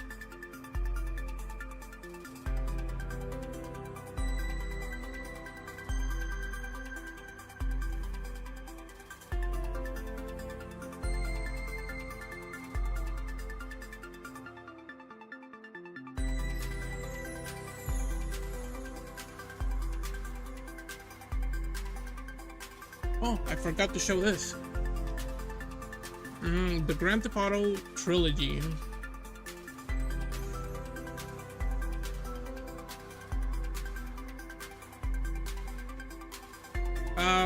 This is a funny story with this. I originally didn't had planned to get these games. I originally wasn't planning on getting them, but whenever I went to sometimes when I would go to flea markets and swap meets, every so often I would encounter every so often I would find copies of these games for cheap. Mainly because look, here's GTA 3, but I found just the disc by someone who was selling random junk, and there was a box that had like random piles of discs, and one of them was GTA 3. So I bought it from him. He was selling them for like $1 or $2 per disc, and I was like, okay, I'll take this, and I picked up this, and of course it was just the disc, so I had to print the cover.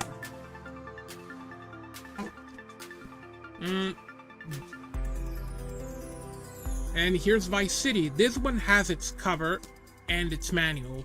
I got this for like, I think like $10 by someone another one of those flea market sellers.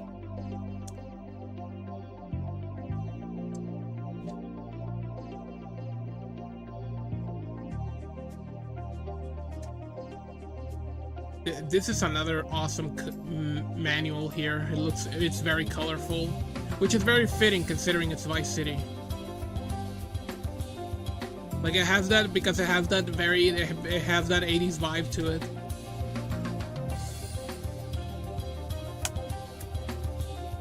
Okay, and lastly, here is San Andreas, which is one that my local friends from when I was a kid, they would not stop talking about this game. They were all over this game all the time. They were talking about the cheats. They were playing it all the time, and then going to internet cafes to get cheat codes. And like with GTA 3, this cover is also printed. Here's the game. And one more funny anecdote here. This sleeve here that came included with all these 3 games with the trilogy collection here, I was able to find it in a trash can of all things. There was this trash can that a person who was selling stuff, they were throwing away like random junk and all that, and I saw I saw the trash can and they had this was there, so I was like, okay, I'll grab that. I mean, the trash can was right there. They were not it was next. They were piling up trash next to a bathroom stall, and I saw this and I was like, oh, I'll be taking that. You know what they say? Someone's trash is another man's treasure.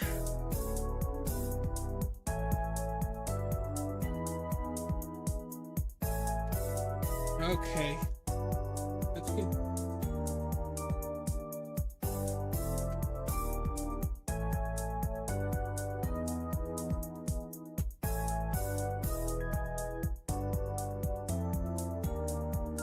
Let's continue.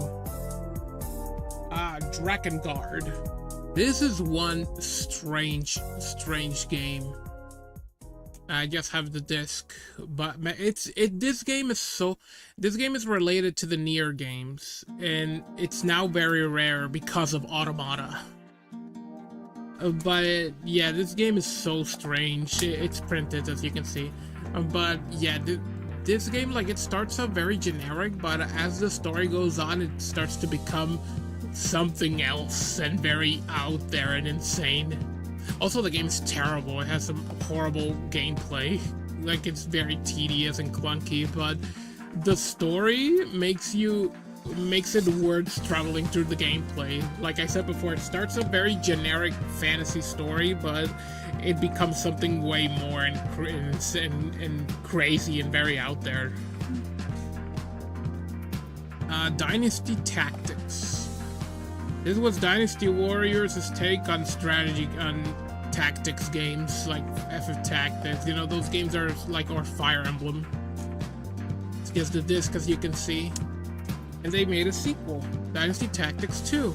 This one does have its cover, unlike the other one that I had to print it. But it doesn't have its manual. Eternal Ring. This was one of the very first PS2 games I played. Also made by the same people who made Dark Souls. And no, Elden Ring has no relation to Eternal Ring. Which I can only imagine. Finally a sequel to Eternal Ring, but no, it has nothing to do. Elden Ring. Front Mission 4. This was Square Enix tactics game by Square Enix, but it would take place in a futuristic setting with people piloting giant robots. Here's Front Mission 4. Okay. And here are two more anime games. Here's Fullmetal Alchemist and the Broken Angel, and Fullmetal Alchemist 2, Curse of the Crimson Elixir. Fullmetal Alchemist is one of my favorite anime series. And man, they were really pushing that game here in the West. They're pushing that anime series in the West because it was big. It was another one that was very big in North America. Oh, yeah, you. This game plays kind of similar to Kingdom Hearts, because this was the time when Square was starting to focus more on making action RPGs. Oh look, action figures.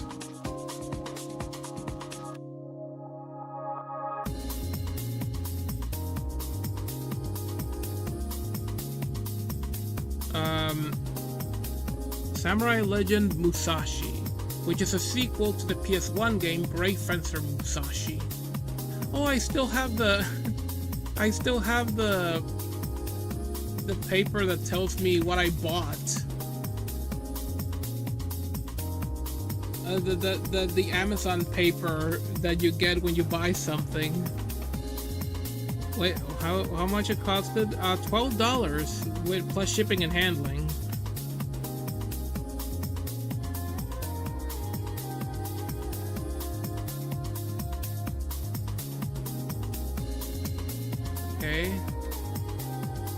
Watch the TV series, own the DVDs, Cartoon Network, Adult Swim, Funimation, Aniplex.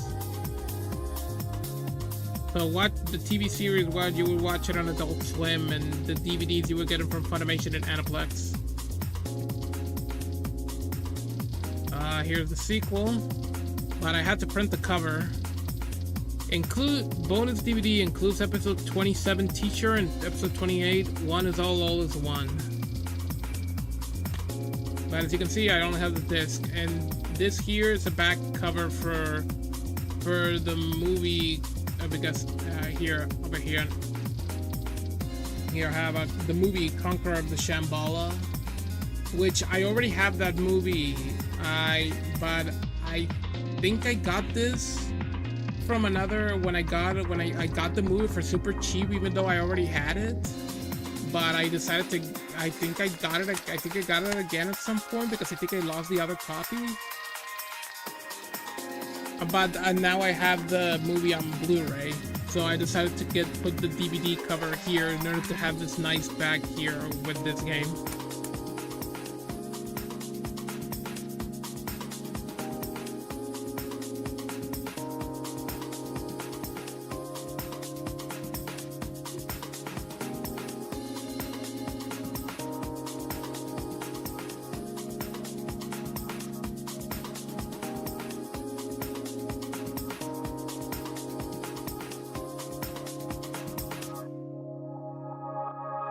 Okay, let's keep going.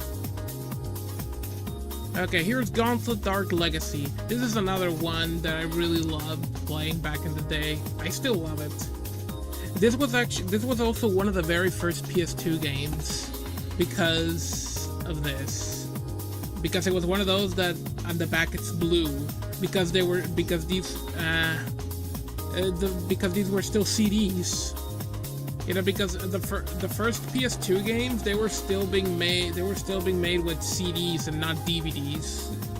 And the ones that were on CDs, they had this blue color in the back. And of course, it says here compact disc instead of DVD.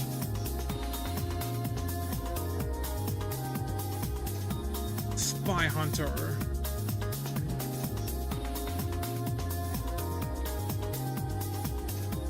And this game is so good. I love it. One of those that is super fun with friends.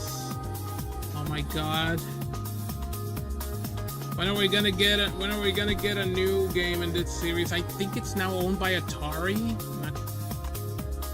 Not quite sure though.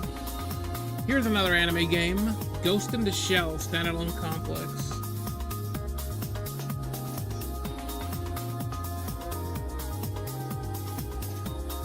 Ghost in the Shell is another great anime series that I like.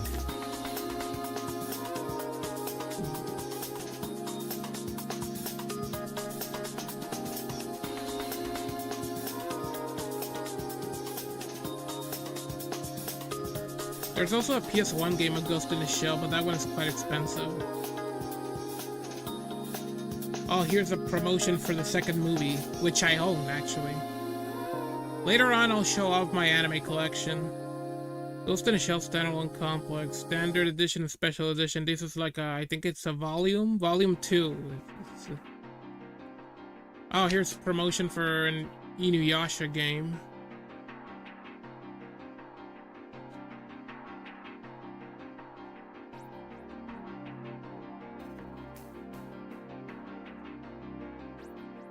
The Godfather. This is one that's like GTA. Okay, here's the cover's not printed. This is the original cover, but I don't have the manual. Thank you, EA, when you used to do good games. Grandia 2. I think this was also on Dreamcast. What do you mean? What game? This, The Godfather? This?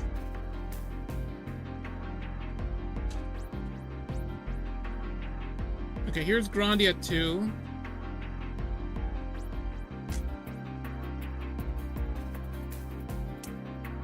It was like, oh, Game Arts. Game Arts was a great obscure game company that made RPGs. Gun Griffin Blaze.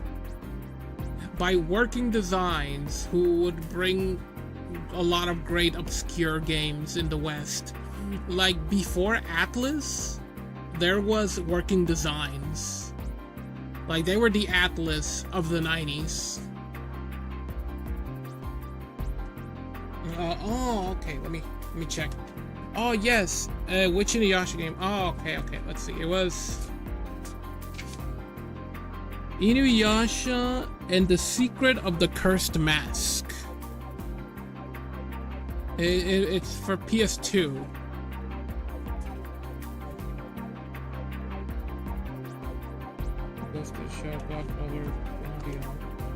Okay, where were we with this? Oh, here. Oh, and as you can see, it's also a CD. So it was one of the first PS2 games. Oh, look at this. Looks awesome.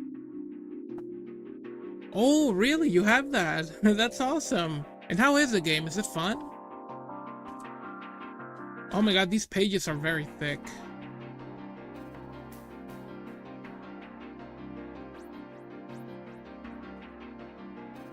I also have an Inuyasha fighting game.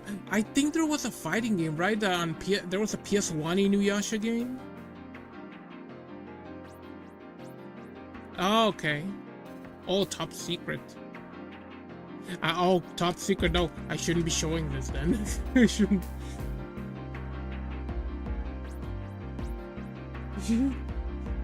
Kengo Master Bushido.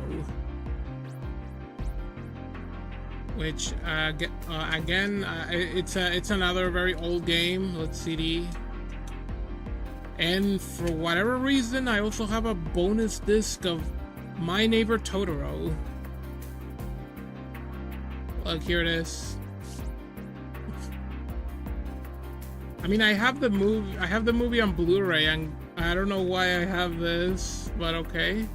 But that's okay. I think I wanted to keep it because I think this bonus DVD had a couple bonus features that the Blu-ray release didn't have, I think. I'm not quite sure. Here's the first Kessen, which it sucks. It hasn't aged well. It's very tedious. But the sequel, it made some improvements. Basically, it's another from the same people who made Dynasty Warriors, Koei. And the sequel actually did some improvements here. And I remember really liking this one. This one was pretty fun.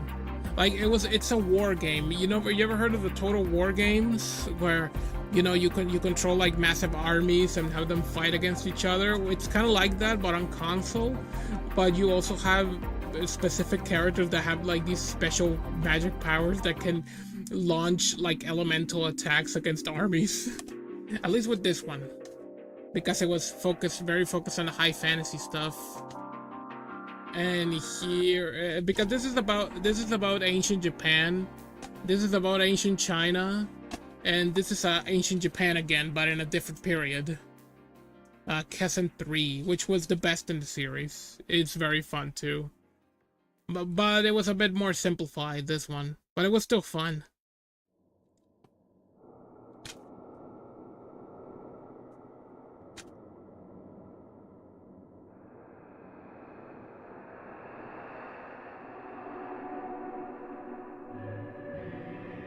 Okay, okay, let me just...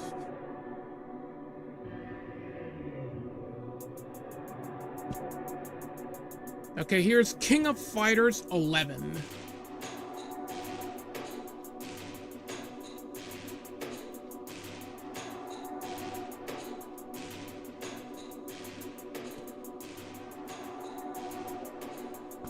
Here's promotion for Neo Geo Battle Colosseum. Which I heard it's a good game.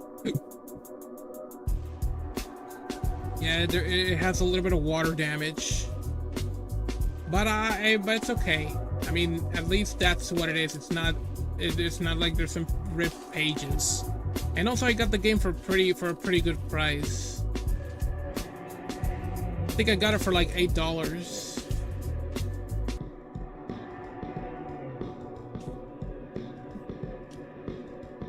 But yeah, there's not... Oh, here's some movesets here. And that's pretty much it. On notes, taking notes in that final page. Here's Lapuzel Tactics. This is from the same people who made this Gaia. So it plays similar to that.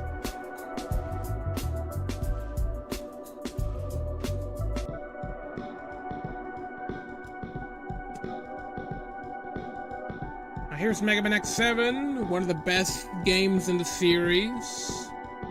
No, it's not. It's one of the worst. It's one of the most infamous ones in the whole franchise.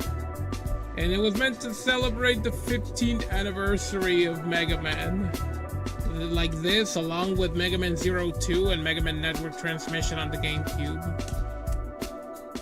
And this is the actual cover. It's not printed, but I don't have the manual. Again, this the real cover, but not the manual. Here's Mega Man X8. Hollywood Video again.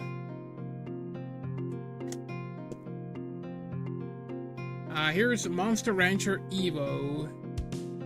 Not the event where you will play fighting games with other people. Here's the game. Like, yeah, it has this very, like, circus vibe to it.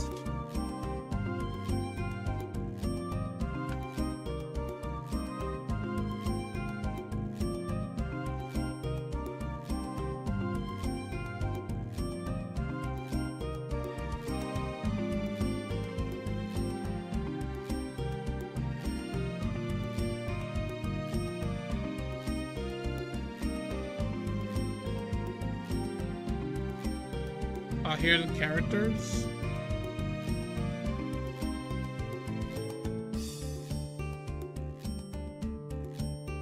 Here's some notes.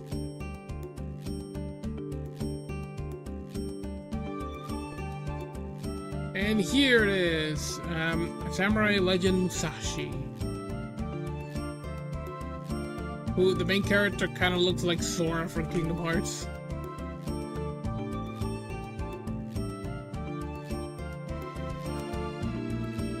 Nano Breaker from Konami. This is another obscure game. Oh, but yeah, there's some tear damage here, sadly.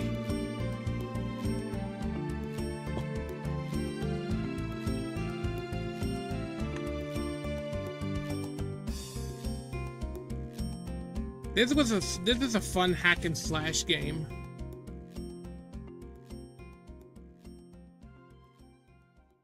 Oh my god, why so many controller pictures here?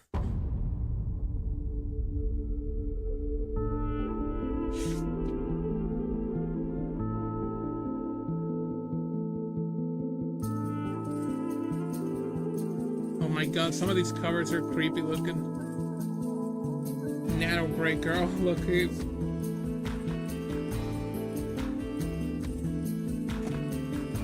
Here is Onimusha 2. Here's the game.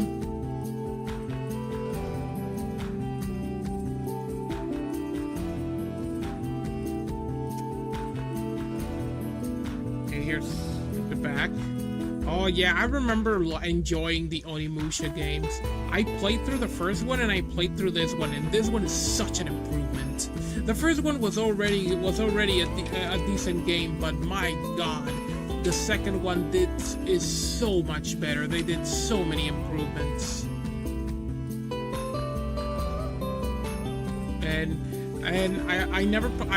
However, I have not played the third one yet. But man, and I'm glad that the first two games they got remastered and now are available for the modern audience. I just hope that they can do the same thing for the third game. Oh, here's the instruction manual, the strategy guide. Rest in peace, Prima official games, or Prima games. Remember Bratty games?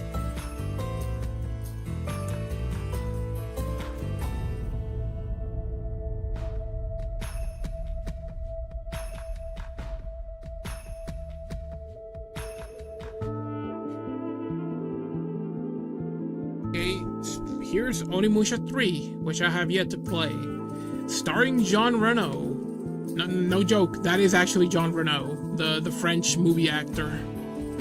They brought in a movie celebrity they brought in a movie star to star in this game. Look, here it is, right here. Jean Reno and Takeshi Kaneshiro. They brought two movie actors, one French actor and a Japanese actor, to star in Onimusha 3. Maybe that's one of the reasons why they would not remaster this one, or maybe they can. They just need to pay royalties for these two actors.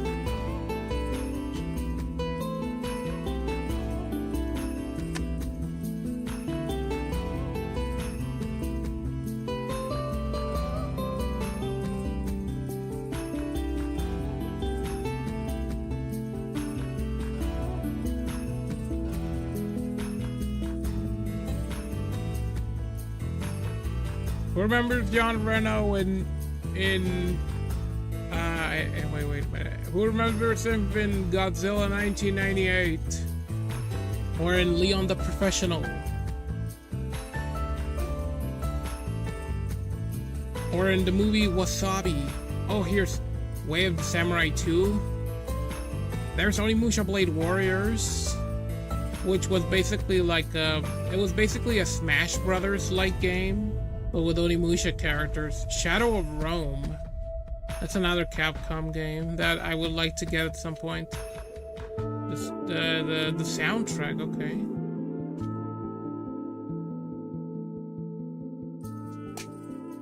Speaking of Blade Warriors, here it is. Onimusha Blade Warriors. It was a fun game for what it was.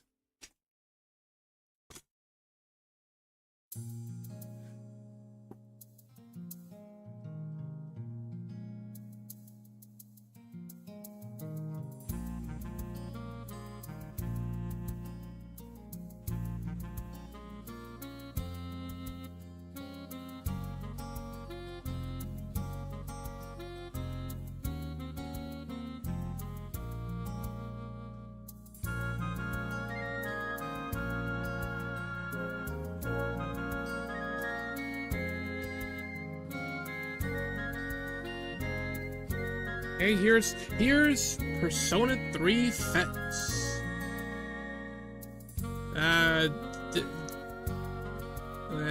This is a printed cover because I was only able to get the disc. It's the Fez version of Persona 3.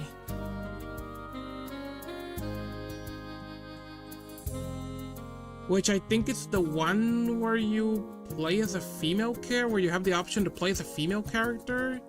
And that it does have quite some differences between this and the original version of Persona 3 that it's worth playing on its own.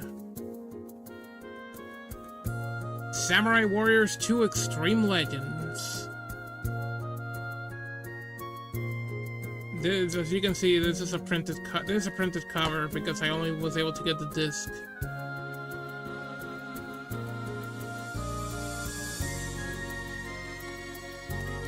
This is like an expansion for Samurai Warriors 2. It came out on PS2 and the Xbox 360, but on the PS2 version, the expansion Extreme Legends, which it came out, you know, as a physical disc, but the 360 version it came out digital only.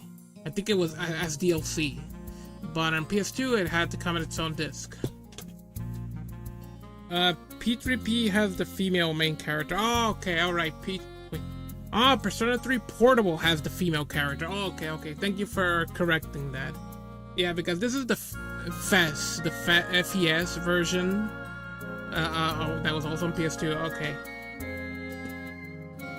And also, I heard that Persona 3 Portable, that one had also some differences when it came to gameplay. Because the PSP could not handle, apparently it could not handle some of the gameplay mechanics and also of the PS2 version, so they had to make it a bit different for the for Portable.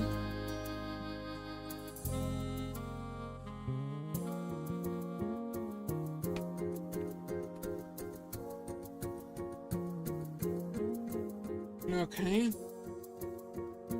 Sega Classics Collection.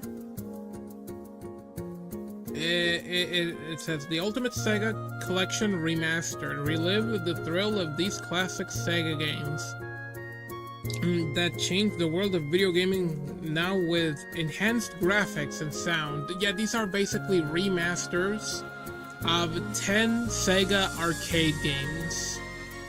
They're remasters, which is pretty awesome. 10 remasters of our Sega arcade games. This was a good find, and I got it for super cheap as well. Shining Force Neo.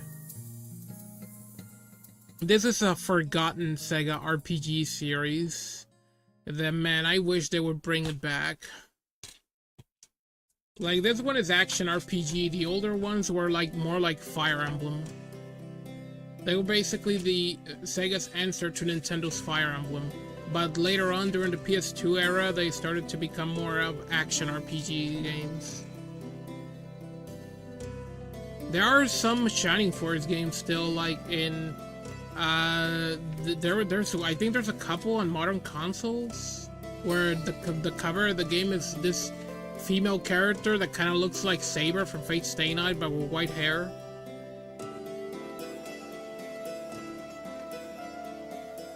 Oh yeah, Medieval Centaur.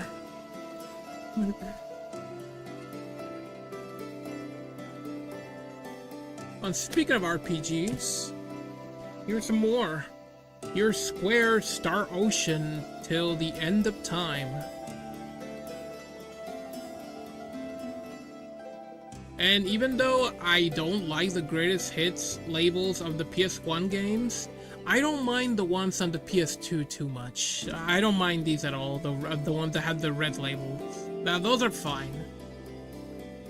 Because hey, at least it's dark red, at least it's not obnoxious as the very strong colored green of the ones from the PS1. This one is at least dark red, so it's not as obnoxious, so I don't mind. This is fine.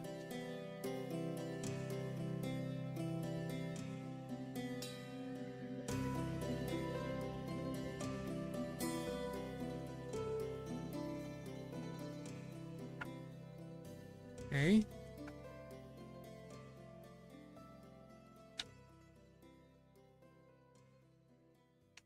Yes, a bunch of info right there. Okay, nothing much to talk about there. Oh, okay.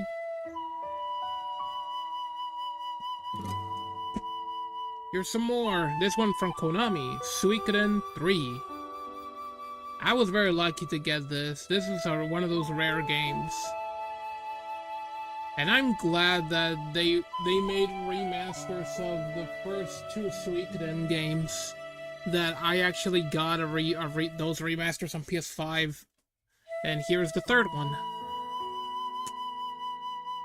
And my god, this one, when I got this, the disc it wouldn't work.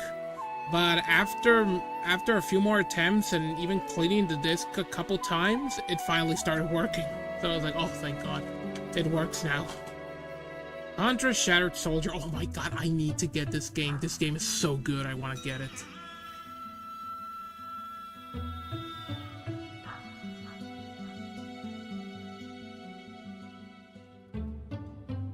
Oh, this looks awesome.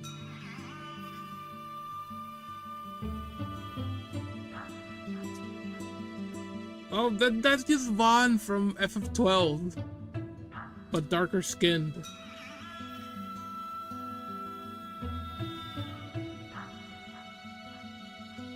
This looks really cool.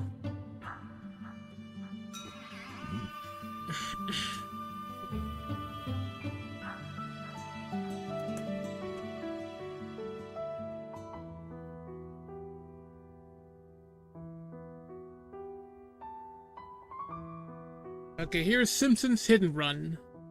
This is the original cover, it's not a printed one. But I have the Xbox version, not the PS2 version. But I decided to stick with putting it on the PS2 games because I have the original cover of this, and so I was like, you know what, I'd rather putting it here than printing the Xbox cover.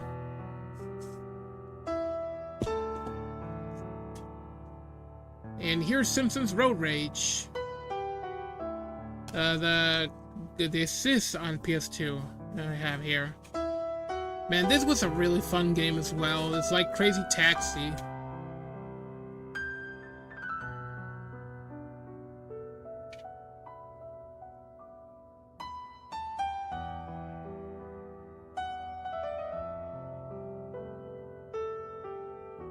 Yeah, I think this one's from yeah, this is EA. And this is Universal, Vivendi Universal Games, which also made Crash Twinsanity. Tekken 5, which unfortunately I don't have the game. I have only the case. Because that's what happens sometimes when I go to flea markets and swap meets. Like, I would sometimes with some sellers, I would see what stuff they have there, and sometimes they don't have the box, they don't have the games in some cases. When they're selling like stuff like random stuff in boxes or something, or when they have it in random boxes where DVD cases and all that, so every so often they would have a game case, but the game is not there. So I would tell them, hey, you don't have the game here, but I still want the box. So, and I would let them know that I still want the box, even though it has no disc inside, and they would sell it to me. Sometimes they would sell it to me for like $1 or $2, or sometimes they would just give it to me for free. Of course, I would make sure to buy something from them, like something different, of course. And when doing that, they would, they would either sell me this empty case for like $1, or just give it to me, or just sometimes giving it to me for free.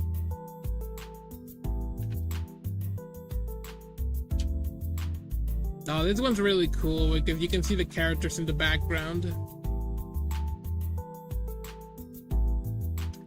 This one's a pretty good manual here. Oh, and this is the game. This is the Tekken game where the adorable tomboy Asuka Kazama made her debut.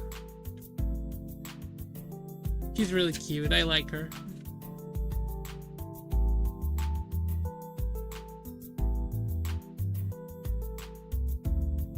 Oh, Xenosaga 2. Jenseits von Gut und Boss. Yeah, that's the name. That's the subtitle of the game. I surely butchered the name, the subtitle, which is in German. It translates to Beyond Good and Evil.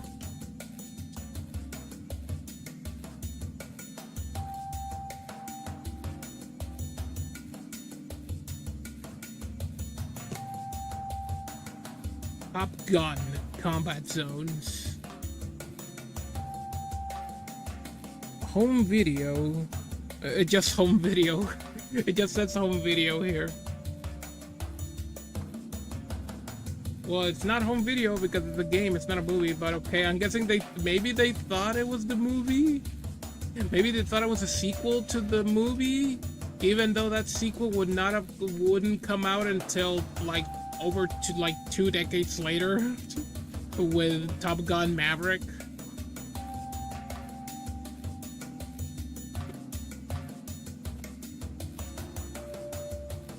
Okay, Unlimited Saga, and it's a printed cover. Cause I only got the game. I only have the game here. Never played this game, by the way. Oh, a little preview for Final Fantasy X-2. Valkyrie Profile 2. Silmeria.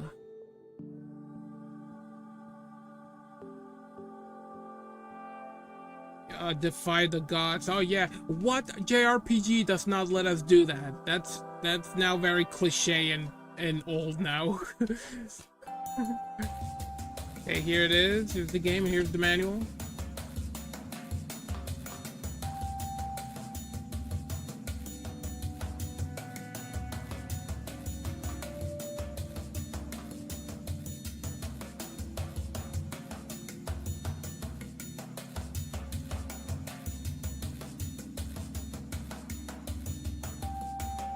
Oh, here's an advertisement for Dirge Cerberus. Valkyrie Profile Lennet. Get so prepared, get ready for adventure beyond mortal experience. I'm guessing this is the first one?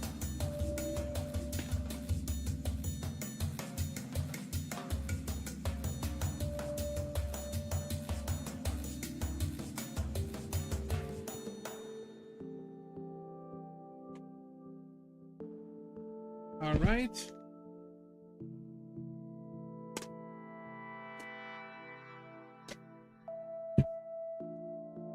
Okay, here's Virtua Fighter 4 Evolution, which unfortunately, like Tekken 5, it's only the case. But again, I wanted the box. I wanted the case. And also, here's something really awesome. This game, Virtua Fighter 4 Evolution, you can unlock the arcade version of the first Virtua Fighter with this game. Like it's a bonus that you can unlock when playing the game. That is great. That's awesome. So basically, you get 2 games. Warhammer 40k Fire Warrior, which you play as the Tau Empire. but I only have the game with network play. It was one of the first games that had that, I think, that had like network features. The Original Way of the Samurai, which again, printed cover. And there are 3 other games of this. There's Way of the Samurai 2, which is also on PS2, and 3 and 4 were for the PS3. Here's Xenosaga 1, Der Will zur Macht, which I don't know what that means. Wait, I do know it's German, but I don't know what it translates to. 2005. Okay. Xenosaga Part 2. Okay.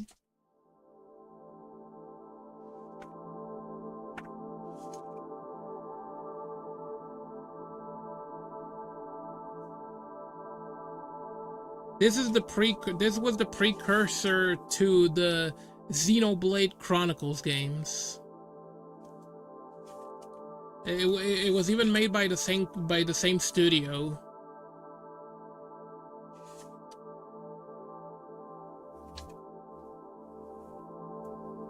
I think when they made this, they were working for Namco, but now they work for Nintendo. Oh my god, look at this cutie. So cute.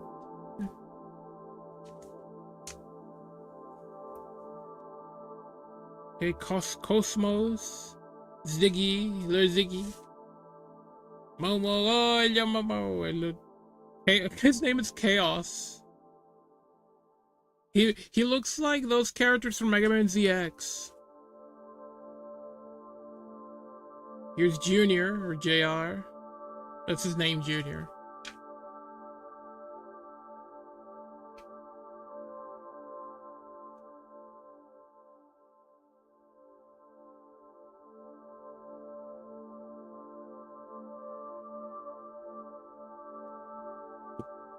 Okay, here's the second one, Xenosaga 2. Jenseits von Guts und Boss.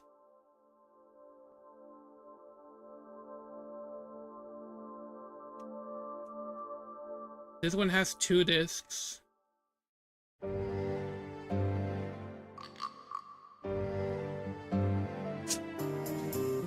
Oh, here's Tekken 5 advertisement. This one has a smaller manual compared to the first one. This game, I haven't played the Xenosaga games, but I heard that it has one of the darker storylines for RPGs.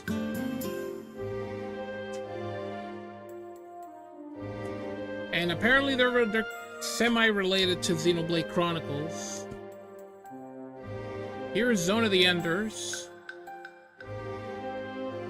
And it was, like, as you can see here, it included a Metal Gear Solid 2 demo. And this game, it became a greatest hits release.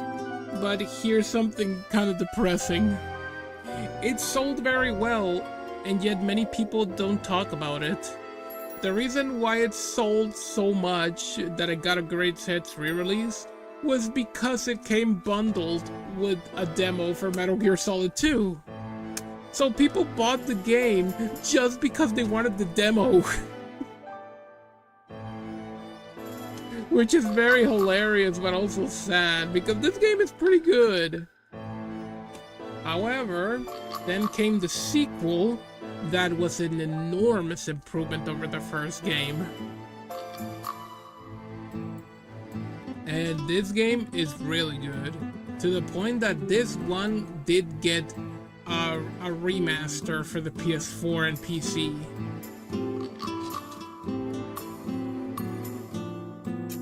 It's a really good fast-paced action mecha game. I was so happy when I got this, even though it was a bit rare. Like, I was able to get it at a local GameStop. It was just the disc, and it costed me 20 bucks, but it was so worth it. Not to mention, back in the day, 20 bucks meant it was not as bad as now.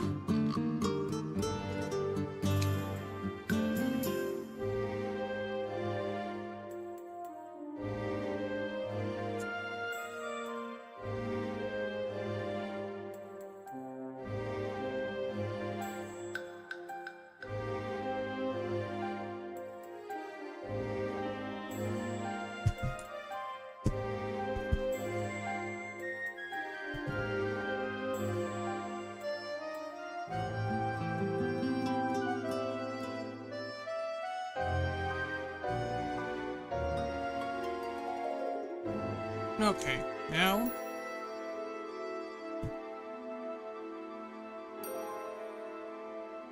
before we finish with the PS2, I got a few other games here. And get this, they're all dancing games. DDR Max Dance Dance Revolution.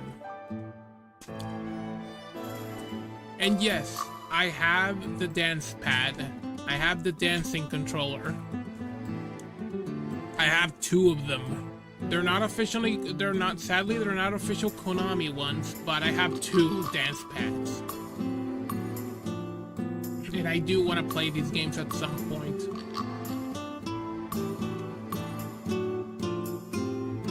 I think there's a total of 8 DDR games on PS2.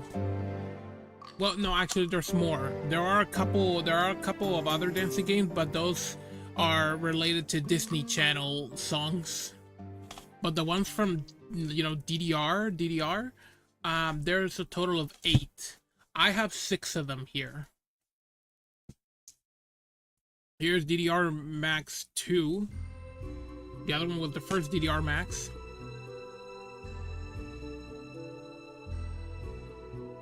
What about PS2 emulated games? Oh yes, I can show the games that I have in my PC that are emulated.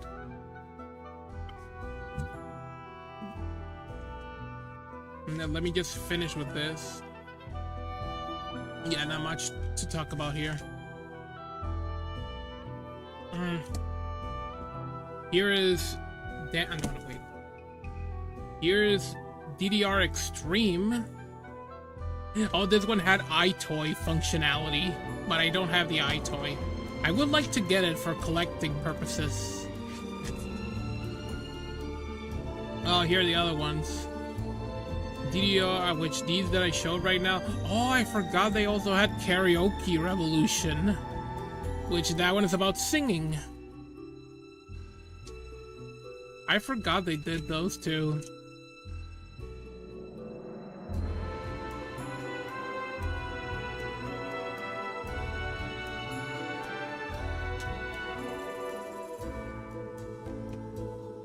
Okay, here is DDR Extreme 2. Which I'm not going to show the manual, they're pretty much all the same thing. And here's DDR Supernova. There's a Supernova 2, but I don't have it.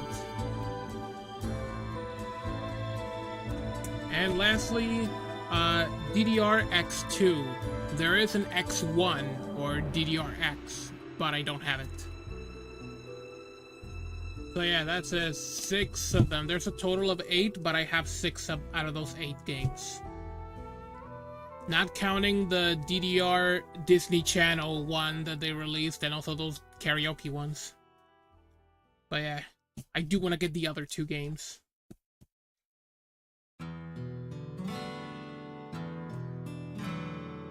Okay, now let me... Oh yes, you wanted to see the ones that I have via emulation, right?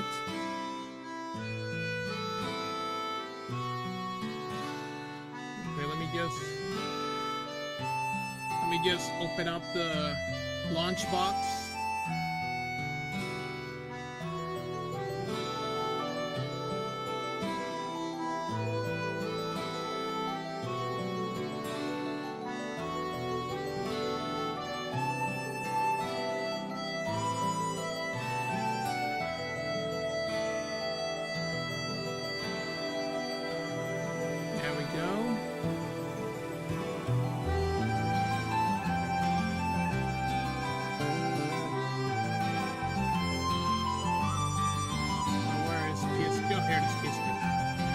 Okay. Let me just.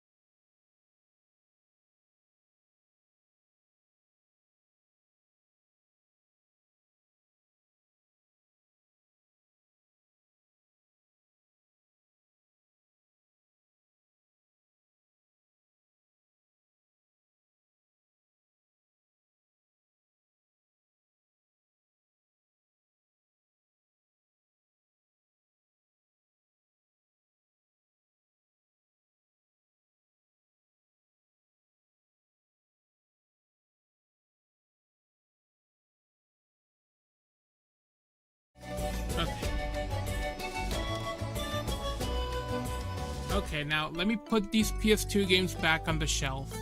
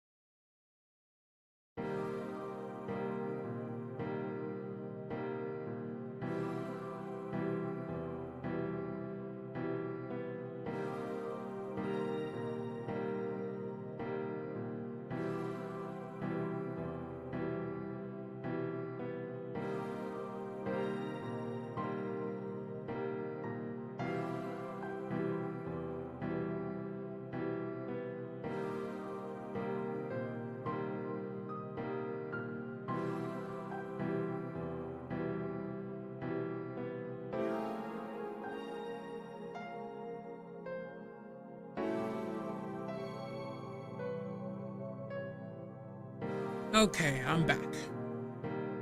Let's just switch to PS3 playlist music.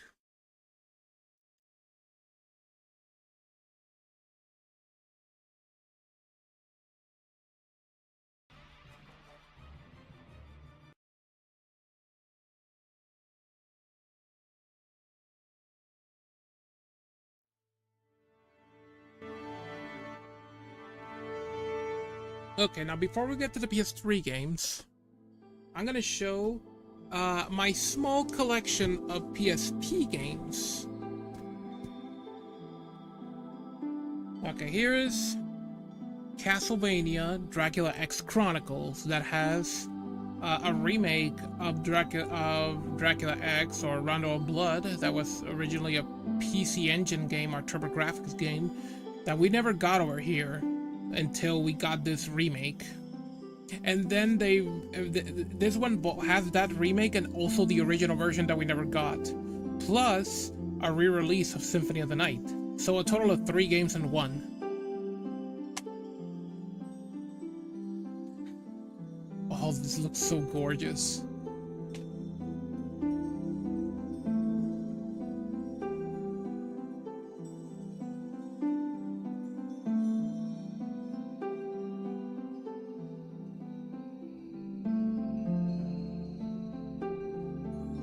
Okay.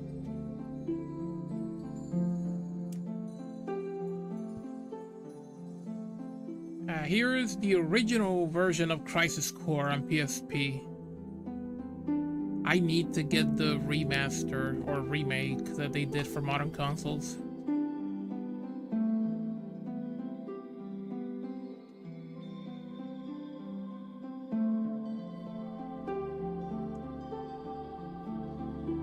Genesis and Angel.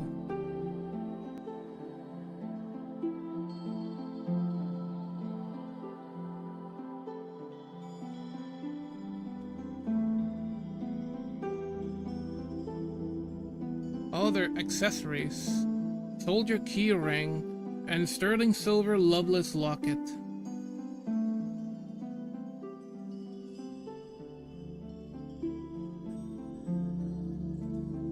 Okay, here's Dissidia, the first Dissidia.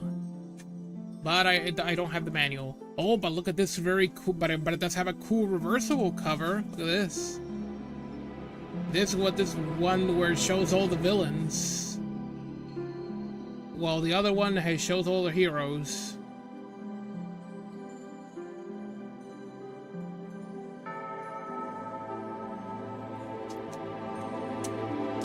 Okay. Here is the PSP re-release 20th anniversary of FF1.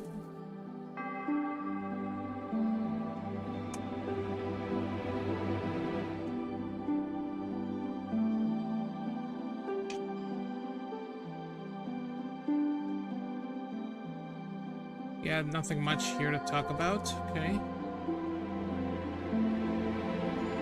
And here is the re-release of the second one.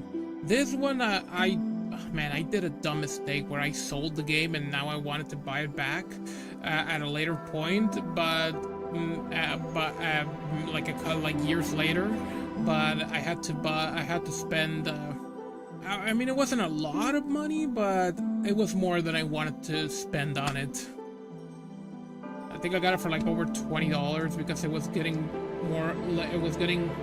less common. Oh, look at this. Here's the Emperor. Yeah, there's not much out to this.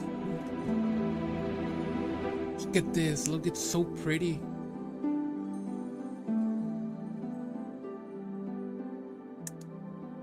Okay, here's Tactics. Greatest hits. Oh look, here's the map, the world map. Man, this one has a very pretty manual here. Oh, look at Agrias. This game is so good. Like, I have the PS1 version because you saw that I had only the disc on that disc container. And I have this, and I also have the that remake that they were on PS5 as well. Oh, this looks so pretty.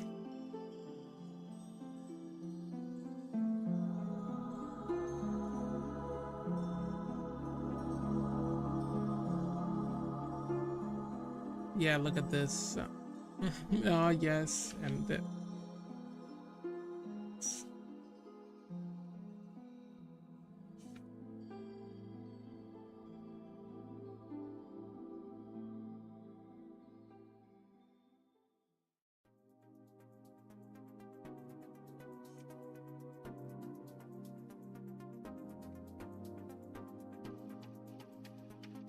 Oh, promoting the two games, the first two. Ooh, Tactics action figures. I didn't knew about this, or I forgot about it. Oh, now I want to get some of these.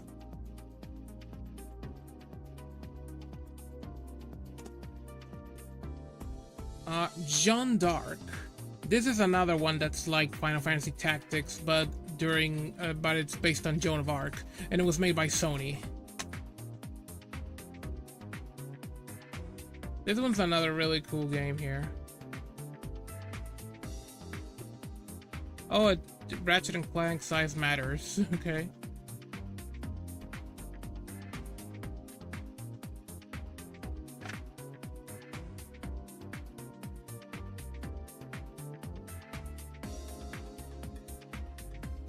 Oh, here it is. There's Jeanne d'Arc. There's Leanne. Roger. Look at how smug she looks. Look at that face. Duke of Bedford. Henry VI. Yeah, it's very... It has, like, fantasy elements to it.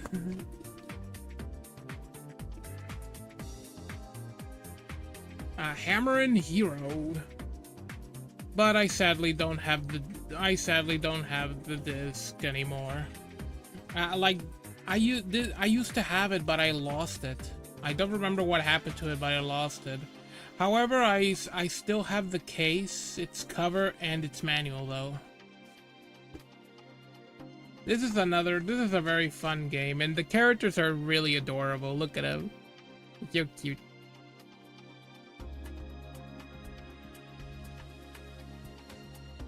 Oh, look at her, so cute.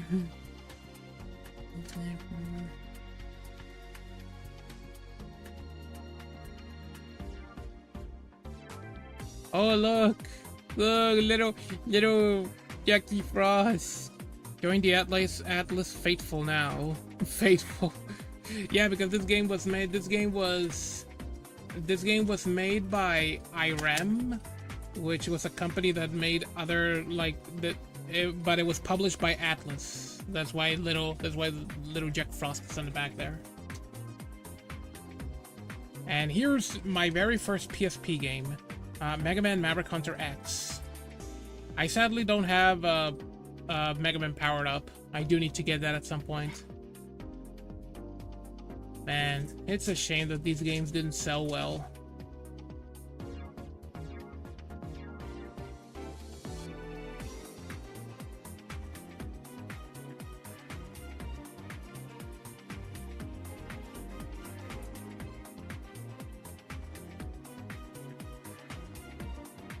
Oh, here are the enemies. Here are the bosses. Oh, here's a promotion for Powered Up. Because the game, Maverick Hunter X, you know, it also has that anime OVA, Day of Sigma, but it also has a demo for Mega Man Powered Up.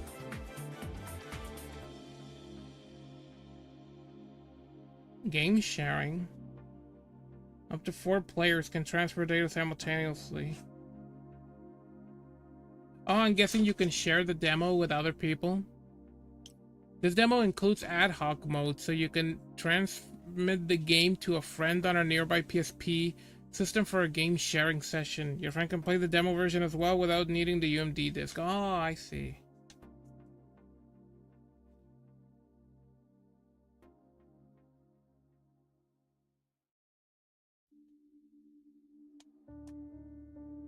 Well, that's it for my PSP games. Now I'm gonna go get the PS3 games.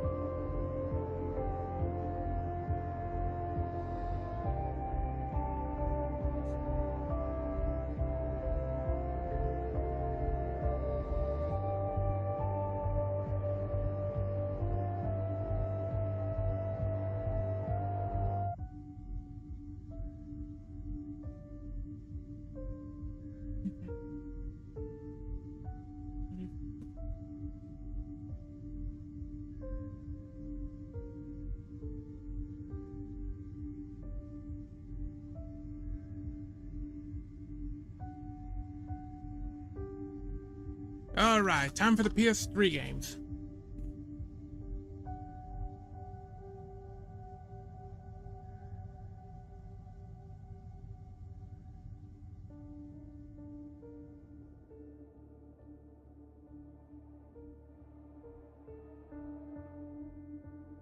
Okay, first I'm gonna show my 2 import games.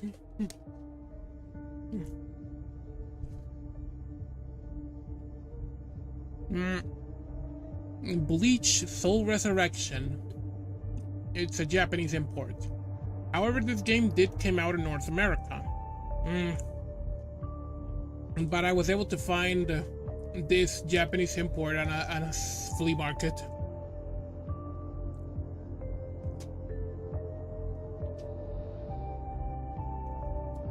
And thankfully the PS2, like the PSP, it's region free. You can play games from any region on them.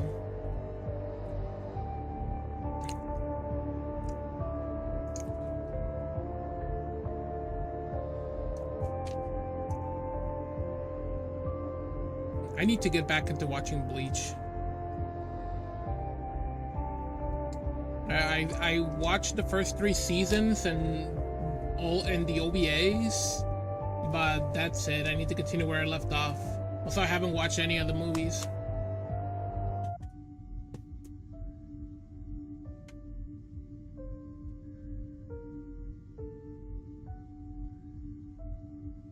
Okay, here is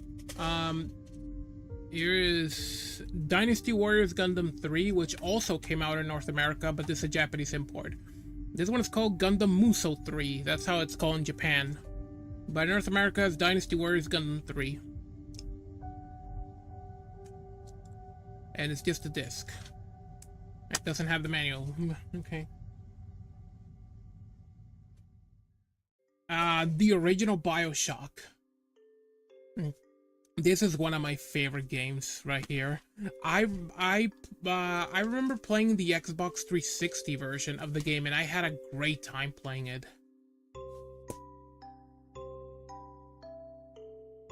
Yeah, however, I don't have the 360 version anymore, but I do have the PS3 version now. 5 out of 5, okay. Here's BioShock. Oh, look at this. It's so awesome, look at it. Oh, it's so good. Look at these. This looks great. By the way, there's a joke about the PS3 having no games. Really? What do you mean there's no game? It has games. I mean, at first it didn't. The PS3, when it came out at the beginning, it had very mediocre games at the beginning. You know, kind of like the PS2. The PS2 also at the start, it didn't had very good games at the beginning, but once they started to hit their stride, then after those initial games, they started to have really good titles.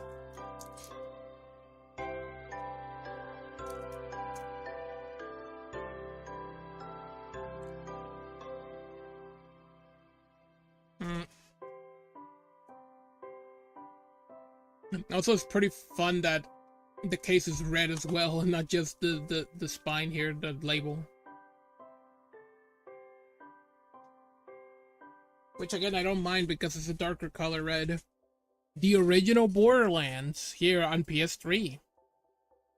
And it's one of the original PS3 games because, as you can see, it's here, the spine, the PS3 spine is here on the side instead of on the top. And also, it says PlayStation 3 here on the top. But it's only the disc. And it's the greatest hits version. Yeah, I had to print this cover. Also, yeah.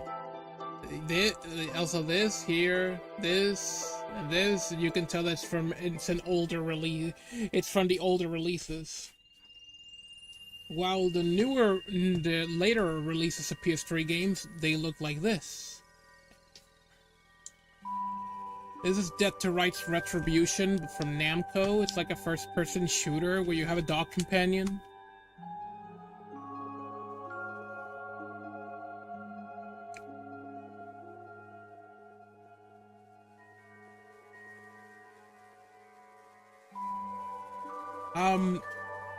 Dragon Age Origins Ultimate Collection.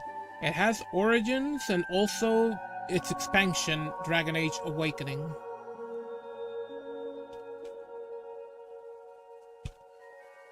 And they're both in... I think they're both in one disc? I think?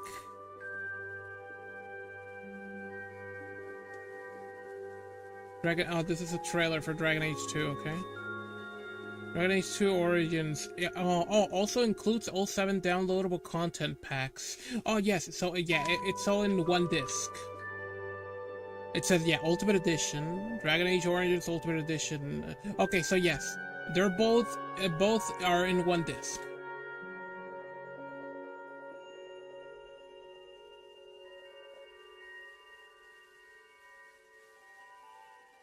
Okay, here's the manual. Not much to talk about this manual, unfortunately.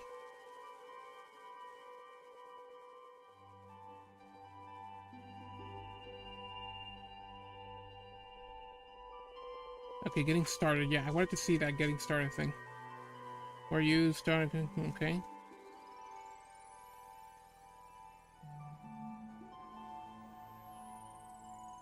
Okay. And this is like a promotion for the sequel, Dragon Age 2.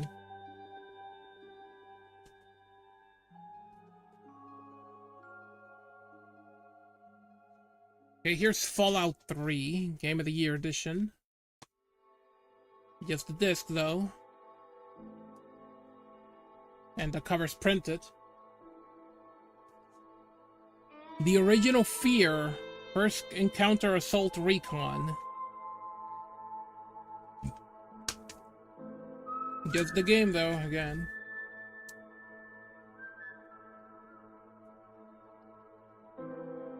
Final Fantasy XIV Online. The complete experience at the time. This had the base game plus the first expansion, Heavensward.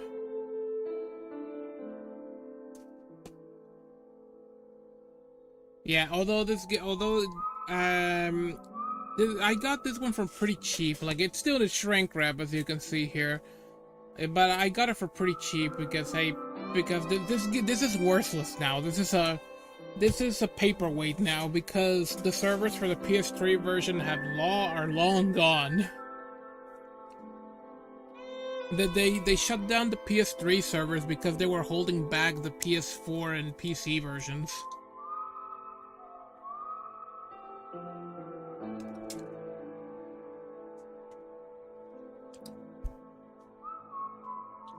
Oh, and also, yeah, and the PS3 version only got up to Heavensward. It didn't get, it didn't get, it didn't get Stormblood. Like, it got shut down before Stormblood was released. Oh no, right when it was about to be released. Like, it got, when Stormblood was gonna be released, they shut down the servers for the PS3 version, but they offered those players to, that they could, you know, they could migrate to the PS4 version for free.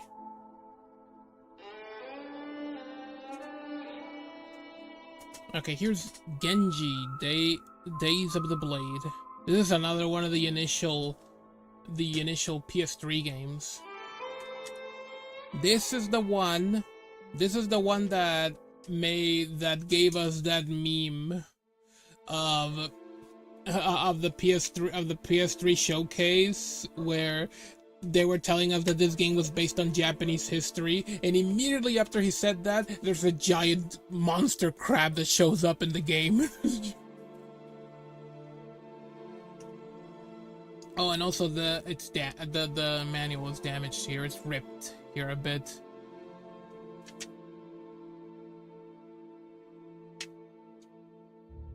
This is a sequel to another Genji game that came out on the PS2.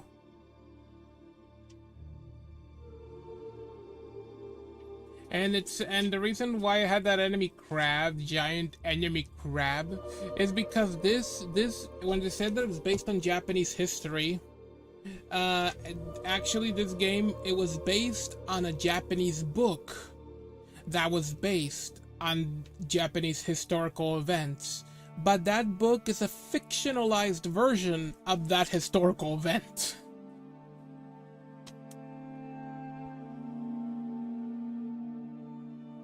Here's God of War Saga. Includes 5 full games.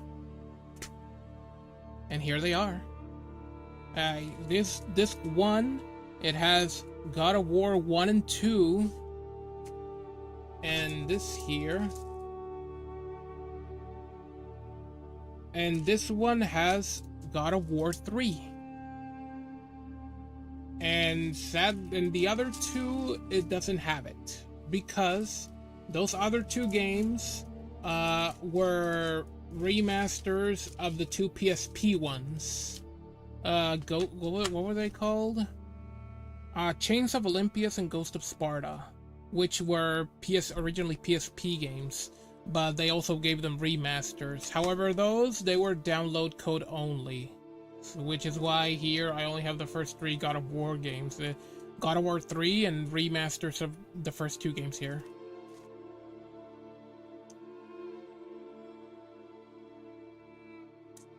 Oh, by the way, also Clancy Brown voiced Hades in God of War. Mr. Krabs is Hades. Here it is. GTA 4 and episodes from Liberty City. Complete collection. Includes the game and also The Lost and Damned and The Bold of Gay Tony. And here they are. Here's the game, and here is the one that has those other 2 stories. Episodes from Liberty City. It's what they're called. It's a that's what the compilation of these 2 stories are called.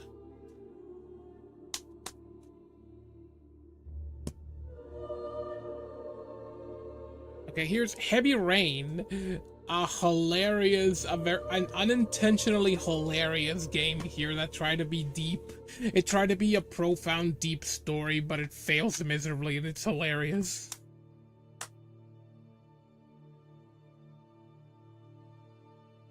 It's one of those, like, interactive story games. Here's Infamous. Includes 2 full games and Infamous Festival of Blood.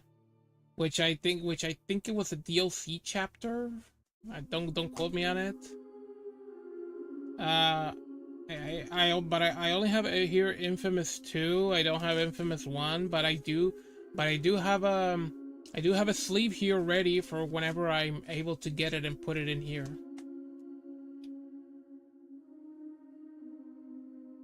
Festival of Blood, I think it was just I think it was digital only.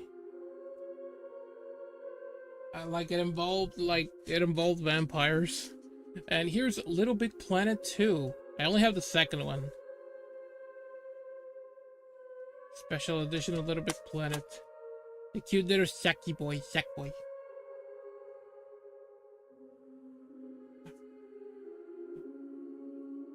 Oh, and I completely forgot. I also have this Blaze Blue game here. Uh, okay, okay, I have this. This is a Blu-ray. This was a Blu-ray that came out along with the limited edition of the first Blaze Blue game, which was Calamity Trigger. There was a limited edition version that would come included with this bonus Blu-ray. Like this Blu-ray, it would come out with. It would have this. Okay, what is this? Okay, it would have the soundtrack of the game, which would be released in 2 discs. The soundtrack of the game, and also a bonus Blu-ray disc that had like special features on it. So I don't have Calamity Trigger, at least not a physical copy. I do have it on Steam. But I do have this that came included with the limited edition, and it looks very awesome. And the sequel, Continuum Shift Extend, the Extend version. Let me just pull it. This is the as you can see, I still have it here in the shrink wrap because I didn't want it to get damaged and all that. So I just opened it up from the top. And let's see what we got. Okay, that's it. We get a lot of stuff in this. So first up, of course, we have the game.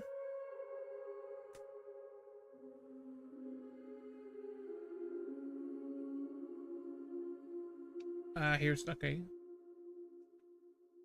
Here's the manual here.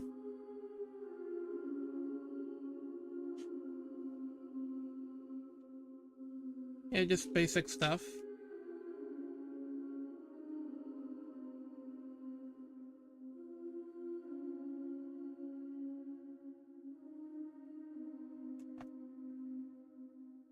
But here's the juicy stuff. Here's the awesome stuff here. Here's a soundtrack. Here's the soundtrack of the game. Here is a little mini calendar from 2012.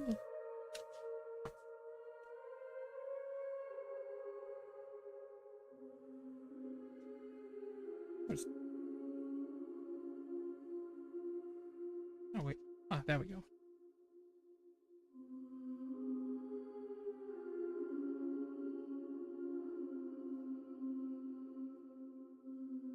Man, this is a really cool album mini calendar.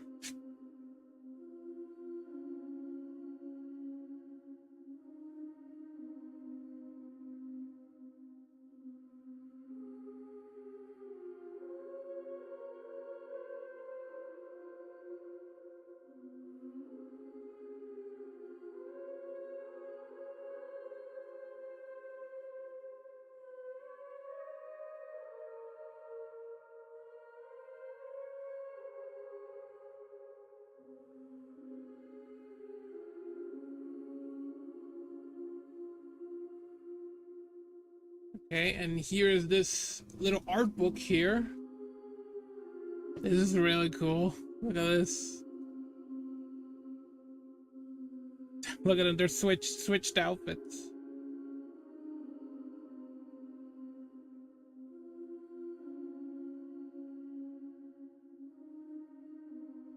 Okay, where's okay, here.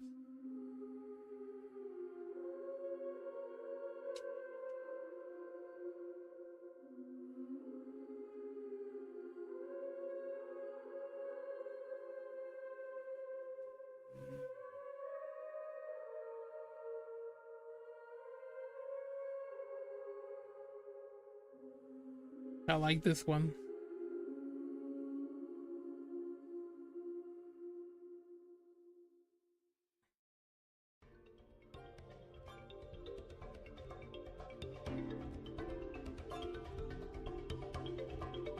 Oh man, these are so cool.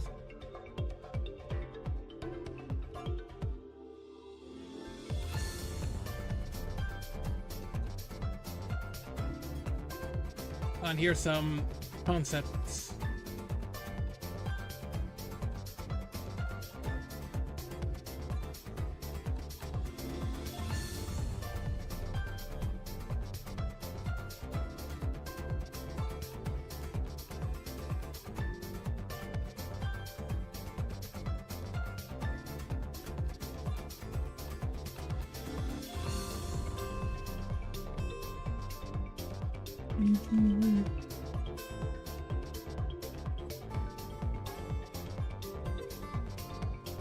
Alright, that's it for this limited edition of Blaze Blue. Oh, by the way, there's a joke about. Okay, yeah, I already saw. I already read that.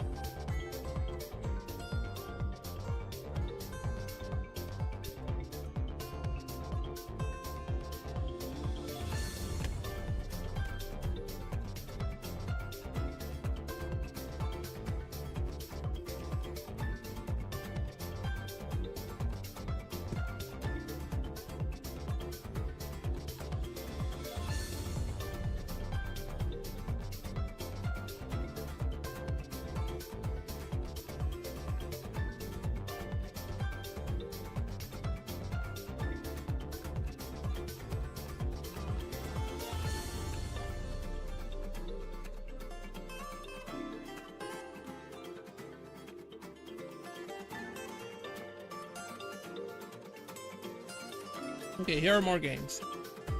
This is a rough condition and collection of the first three Mass Effect games. And it came with this very nice, like, book-like sleeve here. I know the case here, but it doesn't have the sleeve. Sadly, I didn't get the sleeve, but I did not complain at all because I got this for cheap. There's Mass Effect 1, Mass Effect 2. And over here we have Mass Effect 3, and here and over here, like, you could have had, like, maybe a couple manuals, you know, and pamphlets. So here's Metal Gear Solid 4 that we are finally getting on modern consoles with that second collection. Oh, and as you can see here, this is it's ripped here, sadly. Like, there's cover damage here, unfortunately. But that's okay, because get this. I have another one here. No.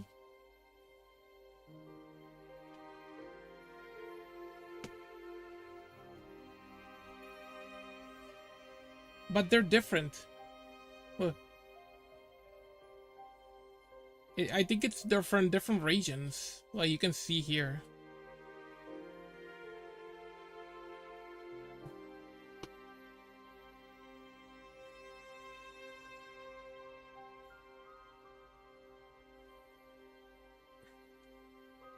Oh, that is awesome. It's showing you tutorials with comics.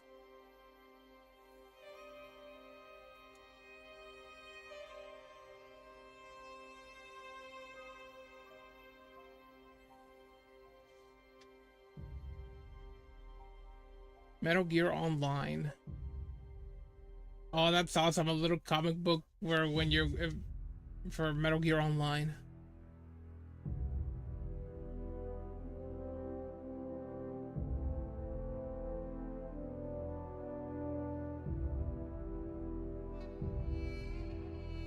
Oh, it's a little autocad.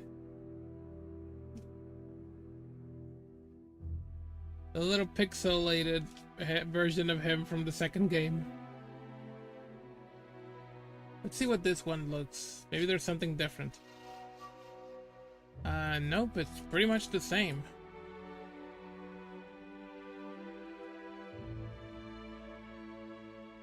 But yeah, I'm putting this one here, and I put this here on the top. Yeah, this is okay, Metal Gear Solid 4. And also, speaking of Metal Gear Solid 4, I also have this. Metal Gear Solid 4, Guns of the Patriots Tactical Espionage Action DVD. Metal Gear Saga Volume 2. It's like a DVD for like special features related to Metal Gear Solid 4.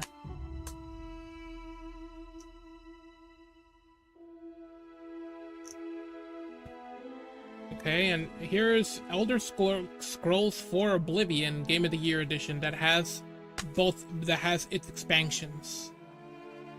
But I have it in this sleeve because, as you can see here, this broke, so I can't put the disc there anymore, so I have it here instead. It has the expansions Knights of the Nine and Shivering Isles. Here's Overlord Rising Hell. This one is a very fun game. It's also a very funny game too. It's like Pikmin, but in a fantasy setting. And the reason why it's called Rising Hell is because I remember playing this on the Xbox 360 back then, and they added some DLC into the game. But it was originally I think it was exclusive to the 360, like the game. But later on, I think it was a timed exclusive, and then later on it got released on PS3. But the PS3 version was called Rising Hell. That it's the same game, but it has all the DLC included.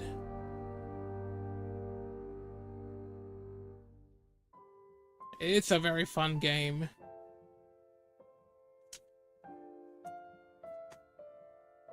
Oh, here's Skate 2. This is a really good skating game.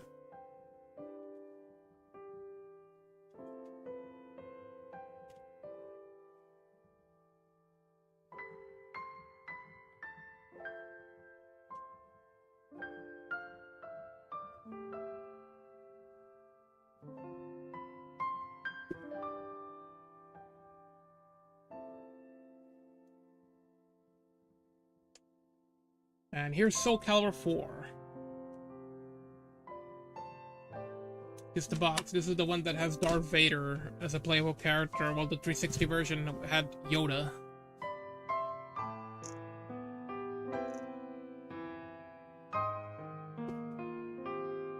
Sports Champions. And yes, I have the PlayStation Move. I have both the Move controller and also the navigation controller. And the camera as well. I have those.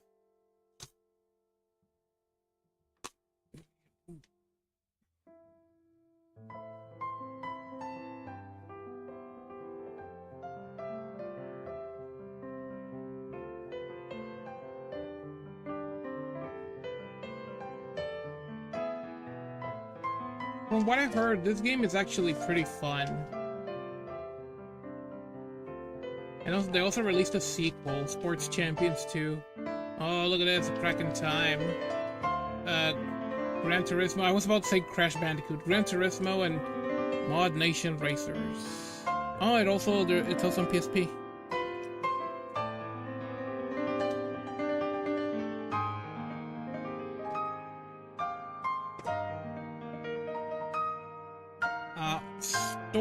Stormbrise. I think this game is also on Steam. It's like a semi-strategy first-person shooter. Ooh, it was by Creative Assembly as well. The same people who made the Total War games. Top Gun. Wingman Edition Top Gun the game. They forgot that there was already a game on the PS2. This is a special release, but though. It's in one Blu-ray disc, but it's a Top Gun video game, but it also includes the Top Gun movie, as it says here, movie included. Exclusive game and movie bundle. So yeah, it's a Top Gun video game, but it also has the movie. So if you insert this PS3 game on either a DVD or Blu-ray player, you can watch the movie that's included in here. Like the Top Gun movie from the from the 80s. Okay, Warriors Legends of Troy. This is another one from the creators of Dynasty Warriors. I don't have the manual for it. I just have this like PlayStation like promotional thing.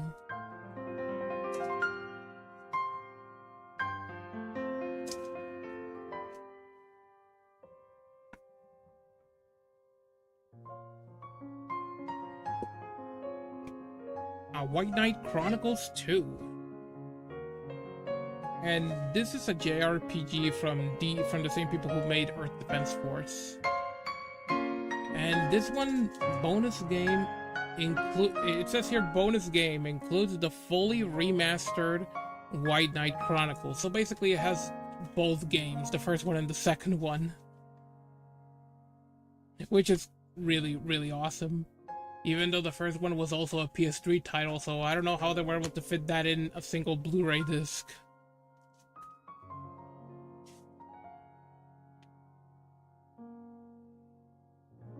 Yeah, not much in here.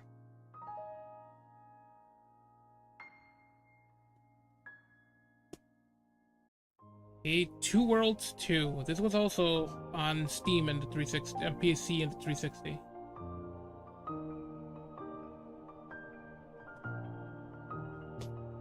Here's the game. This one is a pretty mediocre game, but the first one was terrible, and I played it all the way to the end. It was an exclusive to the 360, and it was terrible, but they've eventually made a sequel, and yeah, it's better, but it's still pretty meh. But I still wanted to have it.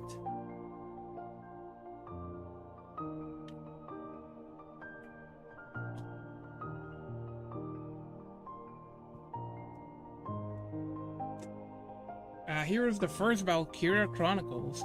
I want to get the remastered version, but I have here's the original one.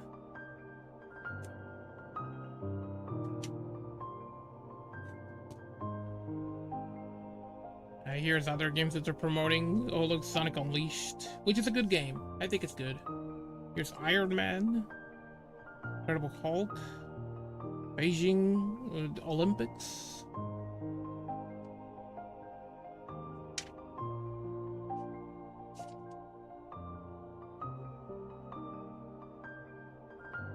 Yeah, not much to see here.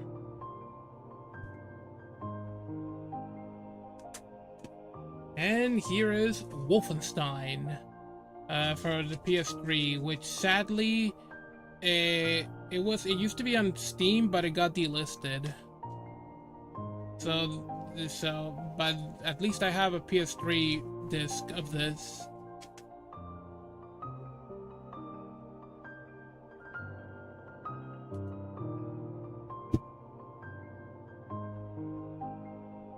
And that's it for my PS3 games. Let's see, oh my god, 3.5 hours. 3.5 hours. I still need to get to my PS4 and PS5 games. Which, you know what, I think I will. I mean, we're almost done. Oh, by the way, I have no Vita games. I don't have any Vita games. Okay, let me just put these PS3 games back.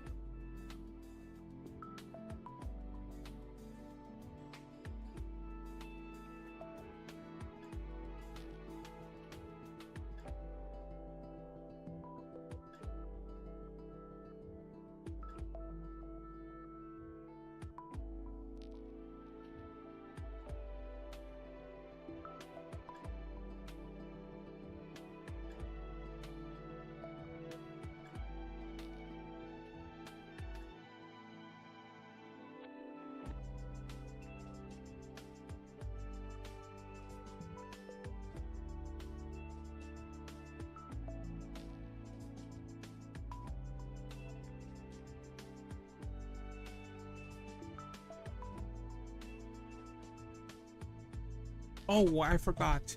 That Metal Gear Solid 4 bonus special feature disc, I also have the Blu-ray version of that. Limited edition bonus disc.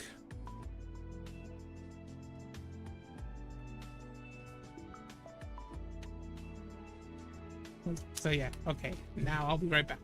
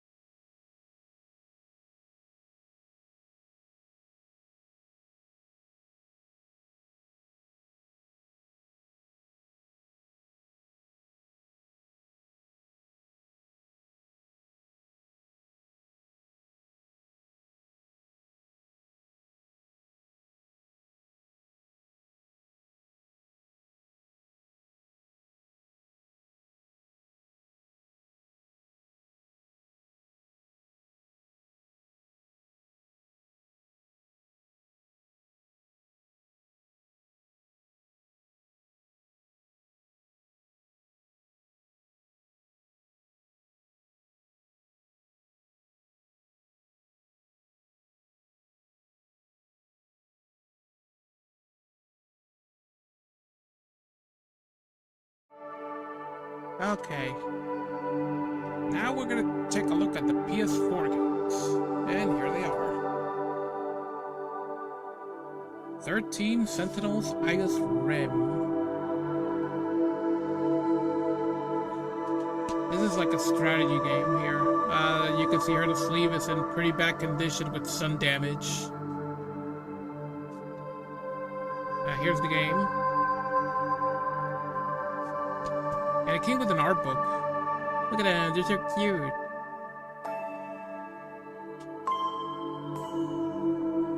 Oh, she's cute, she's just sideways. Look at her, it's adorable.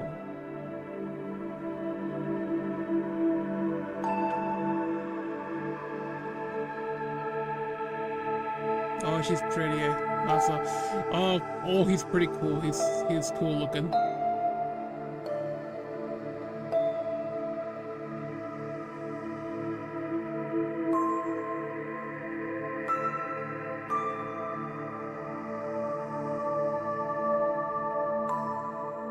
Oh, and they use Max. I forgot to say that.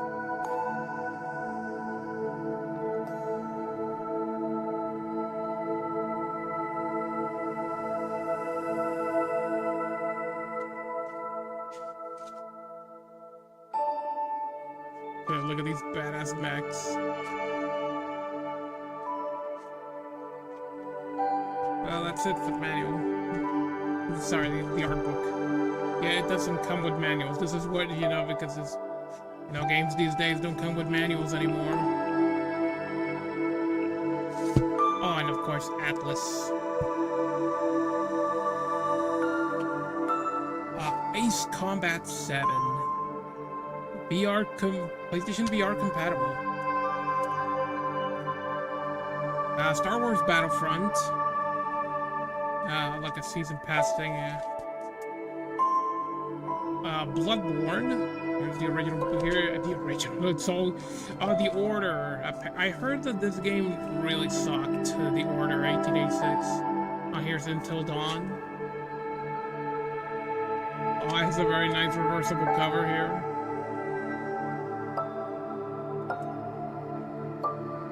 Crash Bandicoot 4, It's About Time.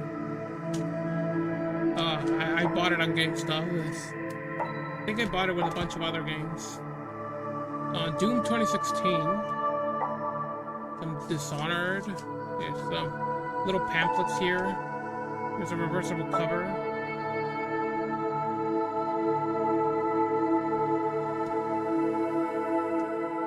Dragon Quest Heroes 2.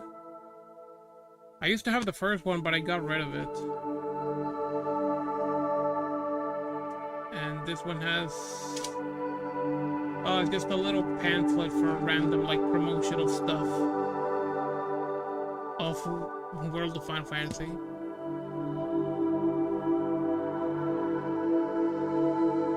Here's Dragon Quest 11. Okay. Like little pamphlet things. Oh, and it has a reversible cover as well. Oh, jeez.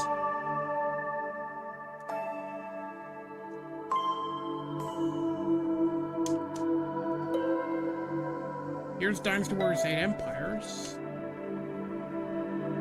Oh, this one does have a manual.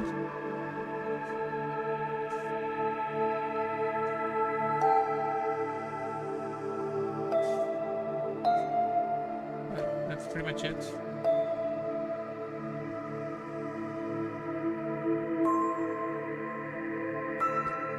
Dynasty Warriors 9.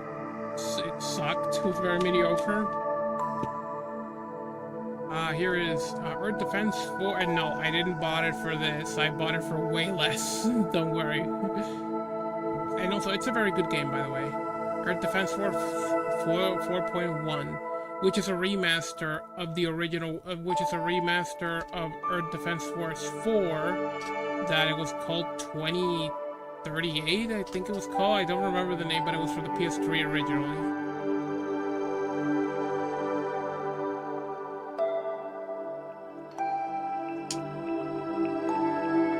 This one has a very, oh, look at this.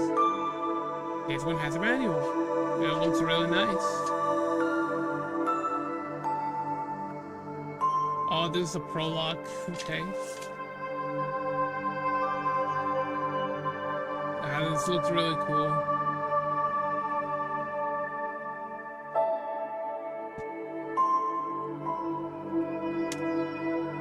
Here's Final Fantasy X and X-2 HD remaster.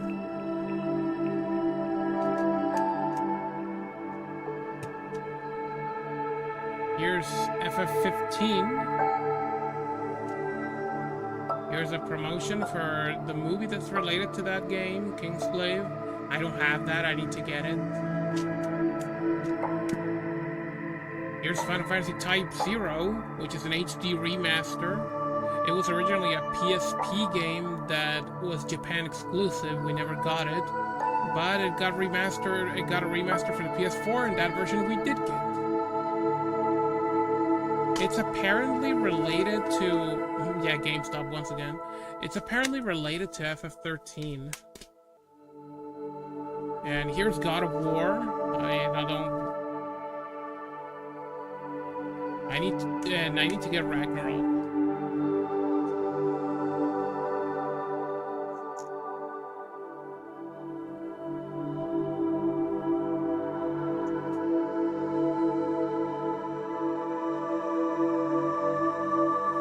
Okay, here's Gundam Versus. So like an arena fighting game. Here is Injustice 2 with a steel case.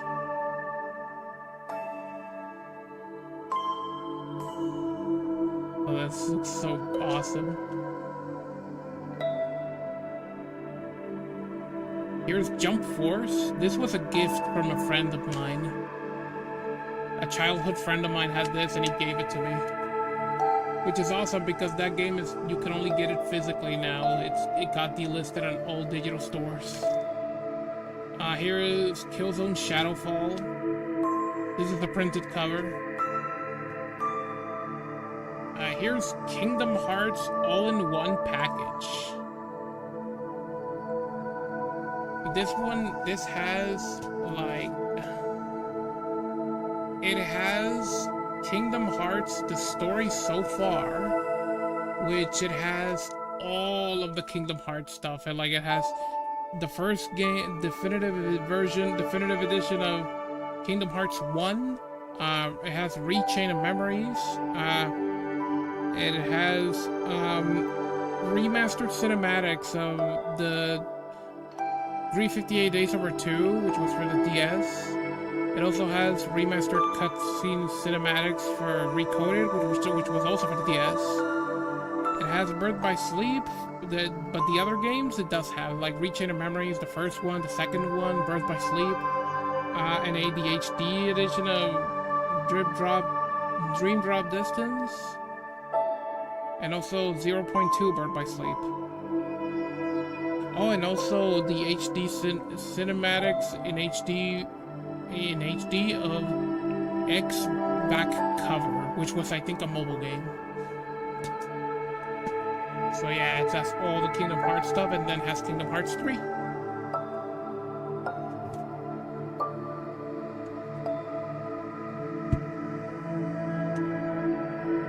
So here's Mass Effect Andromeda, which I heard it wasn't very good. Like, here's a reversible cover. Here's the remake of Medieval. Here's Metal Wolf Chaos XD. This is a remaster of a game that was originally an exclusive to the original Xbox, and it was exclusive to Japan. But it got remastered on the PS4 and PC, I think, and that version we did get, and it's a really fun game. Like, it was exclusive to Japan, and you play as the President of the United States riding a mech. Oh my god, oh, it's glossy as well, that's awesome.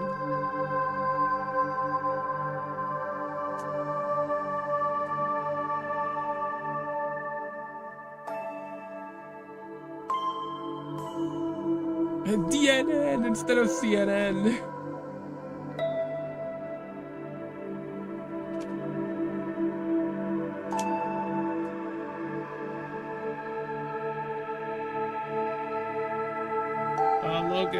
It looks like a passport. That's awesome.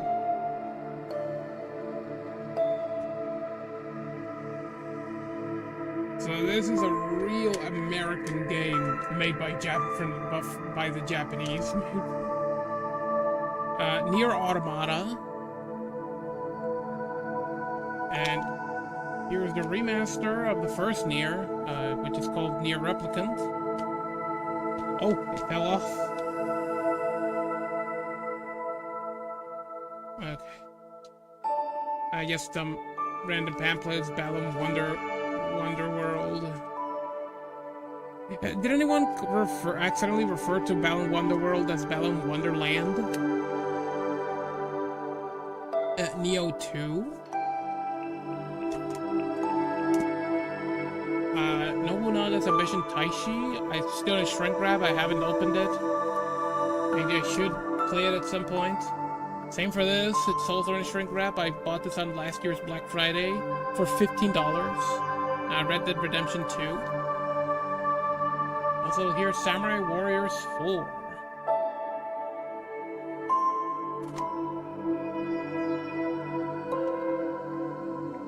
Okay, let me put these back.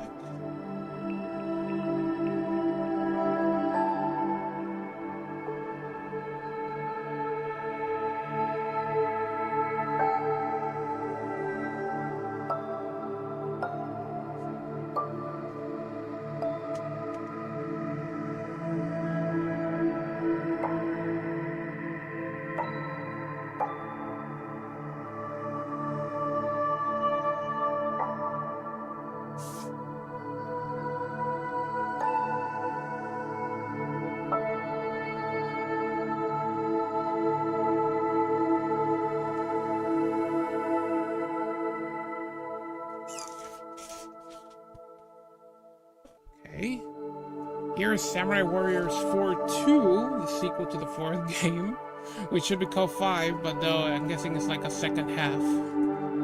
Basically an expansion.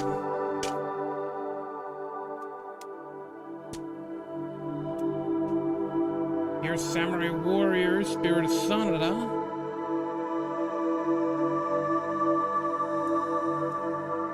These are really fun games. Here's the remake of Shadow of the Colossus.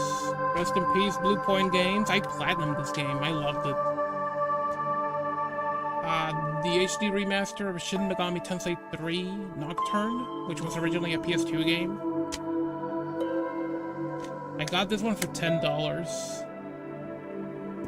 So worth it. I love it. Here's Soul Calibur 6. I had a lot of fun with this game. I love it so much. Here's Uncharted: The Lost Legacy. I used to have Uncharted 4, but sadly not anymore. I should have kept it.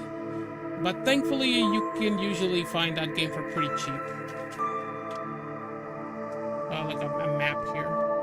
Also, I got rid of my Uncharted games for PS3. I need to get those again. Warriors All Stars.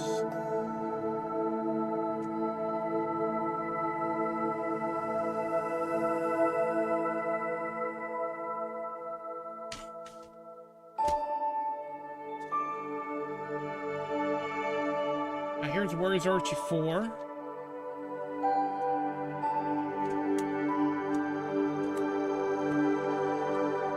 Here's Yakuza Kiwami 2, which is a remake of the second Yakuza game, which it was a PS2 game originally. Comes with this really cool steel cover.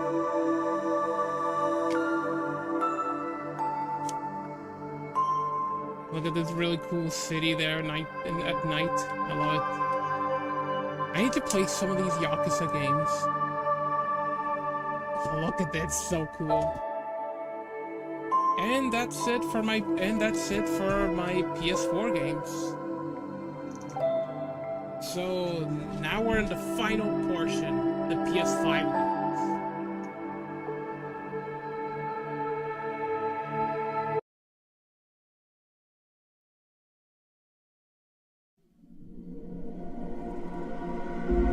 Here it is, Armored Core Fires of Rubicon. This is another really cool game here. It's about like you use robots to fight other robots. The Demon Souls remake. This was the very first PS5 game I got. I bought it the same day that I got my PS5. I bought it in a different store though. Like I bought it at I bought the PS5 on a local Walmart, and I bought this somewhere else.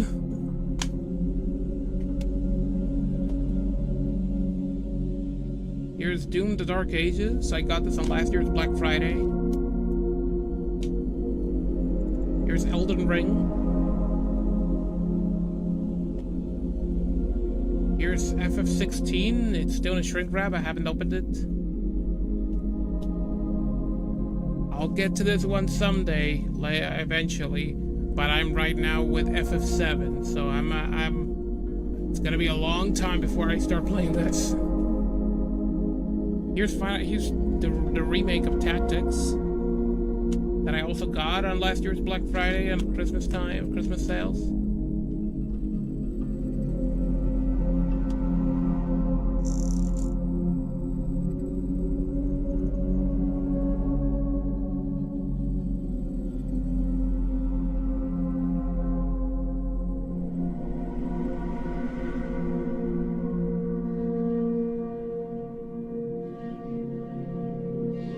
Here is Front Mission First. This is the remake of the first Front Mission, which is a strategy game from Square. This is like an HD this is like a remaster or a remake, a semi-remake. You can see it's still in a shrink wrap. Guilty Gear Strive. This is a really good fighting game from Arc System Works. I'm so happy to have a physical copy of this. Helldivers 2 is another really fun multiplayer game.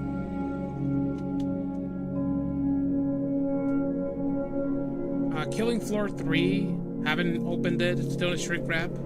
But I remember enjoying the second game with a friend of mine. Metal Gear Solid Snake Eater remake. Again, shrink wrap because I want to play some of the other games first.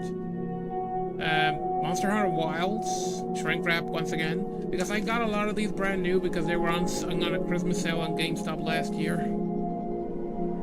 Realms of Ruin. It says here $40, but don't worry, I didn't pay that amount. I paid only $10 for it.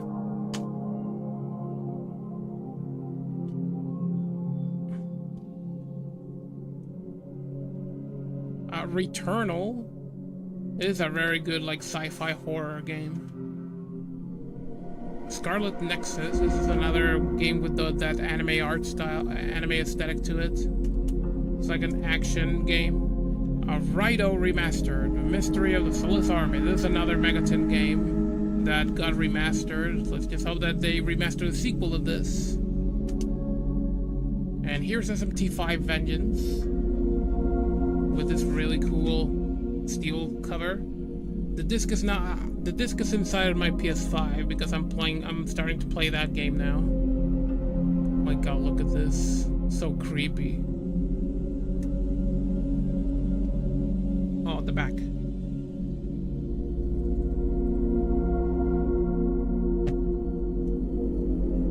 Here's Silent Hill 2 remake. This game is so good. Game is so good. It was very concerning when it was being announced and all that, because oh my god, they're doing this. Like there were being some concerning things because sometimes with how it was looking, with the game's visuals or the expressions of some of the characters and other stuff. But thankfully, they proved us wrong. And when it came out at last.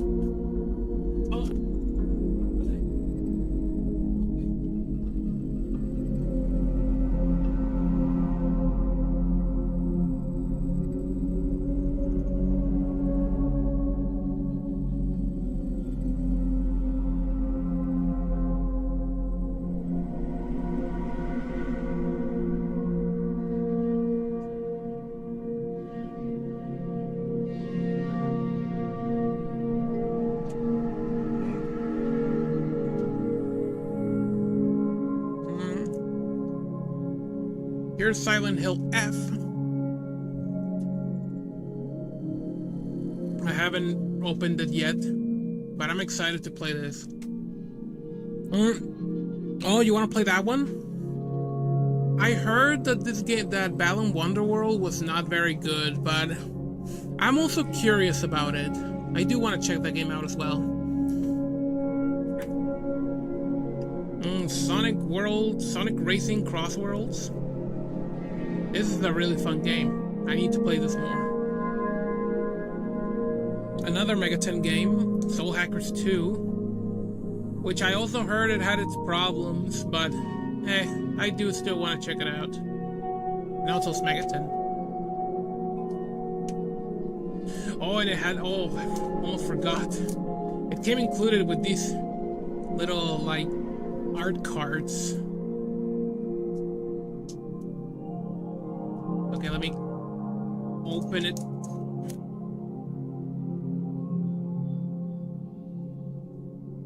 Hey, look at this. They have these, they're transparent.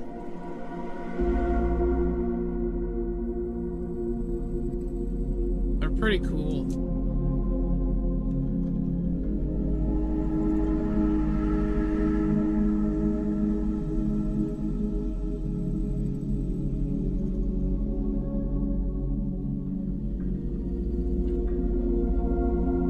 Okay, let me just put this back in here.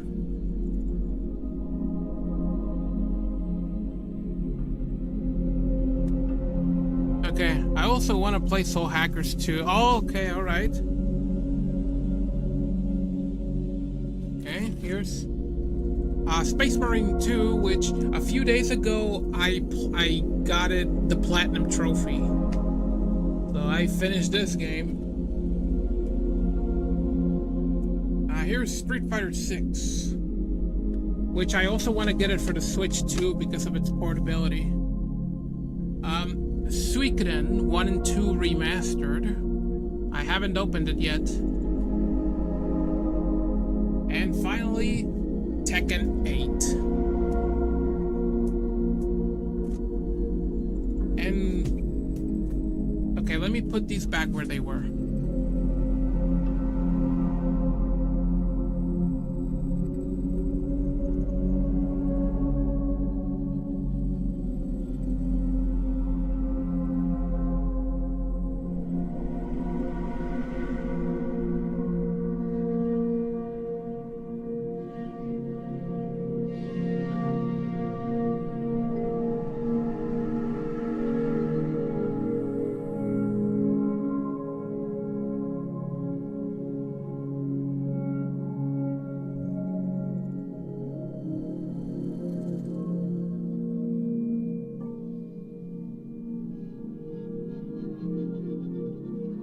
Okay, well, that's it